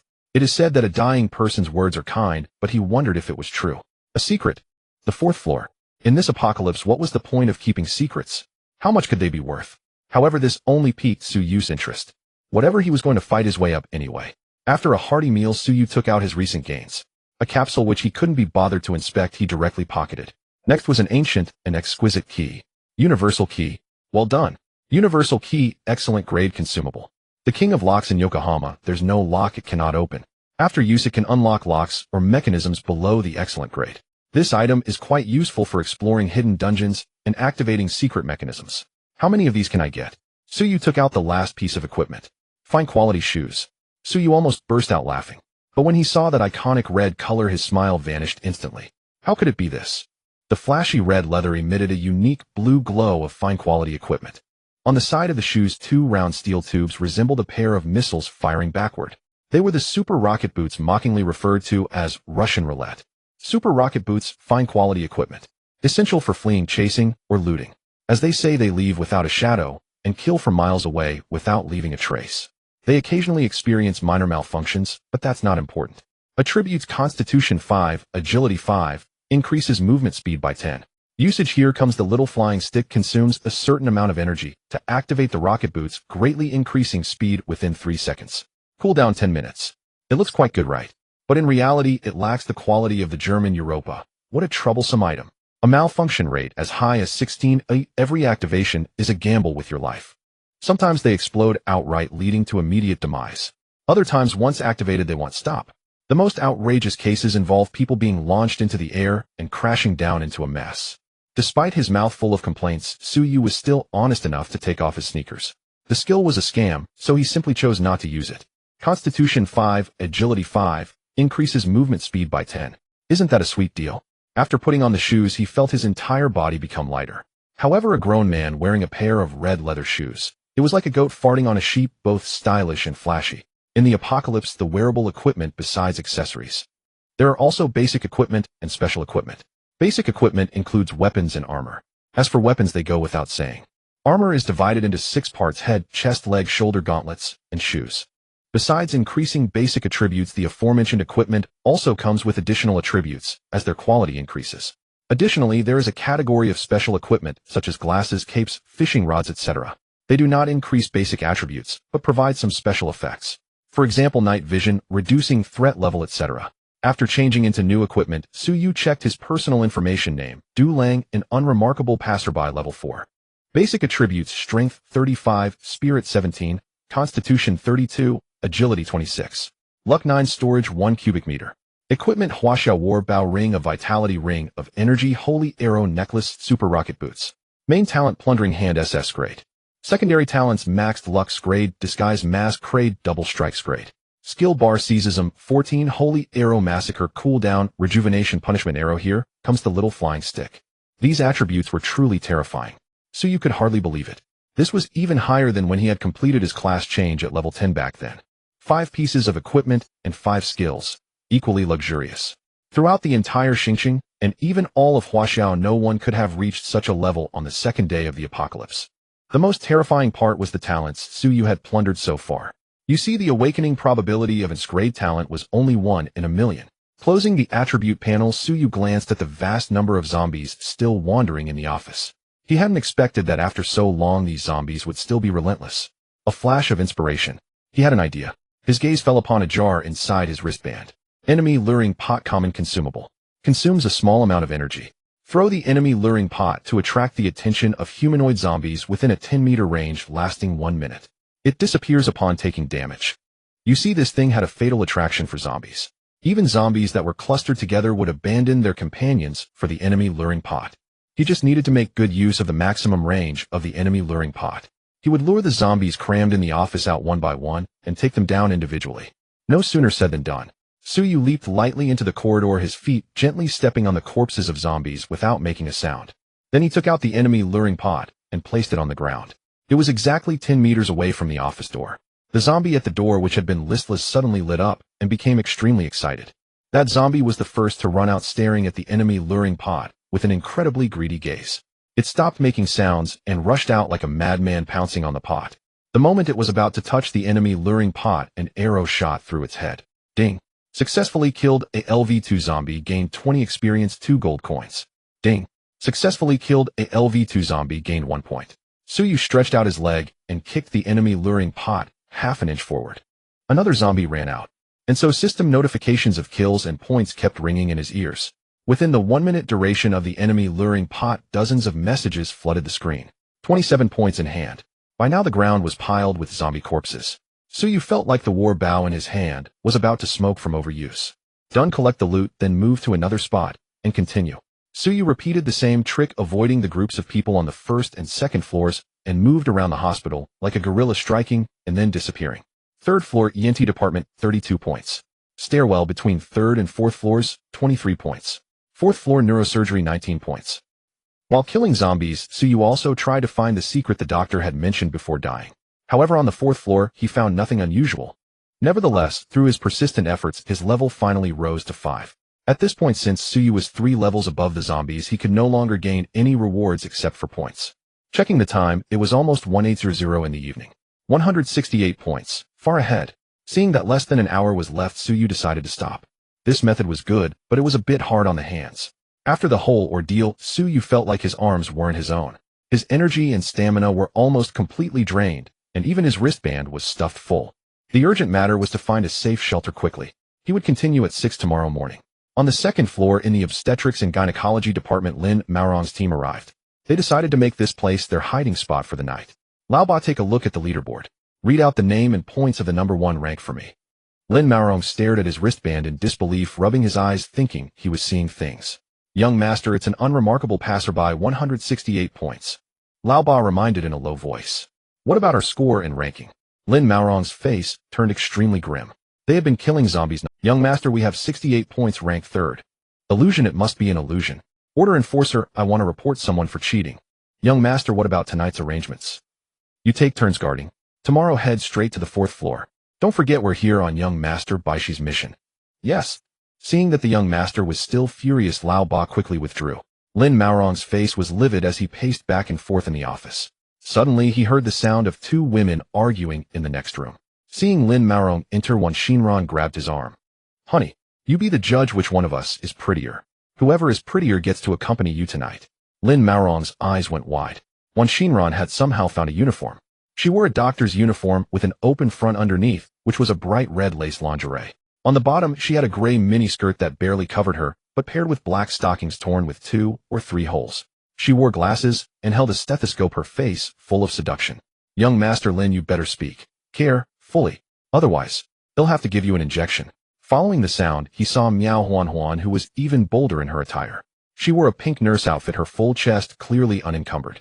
The hem of the dress also showed clear signs of trimming. The length was just right, obviously deliberately designed. A goddess of beauty, tall and elegant with a mature vibe. I like it. A delicate beauty with a killer figure and a soft girl style. I love it too. So who is better? The 2 women asked in unison. Who is better? That's something you have to find out by trying. Children make choices, adults take it all.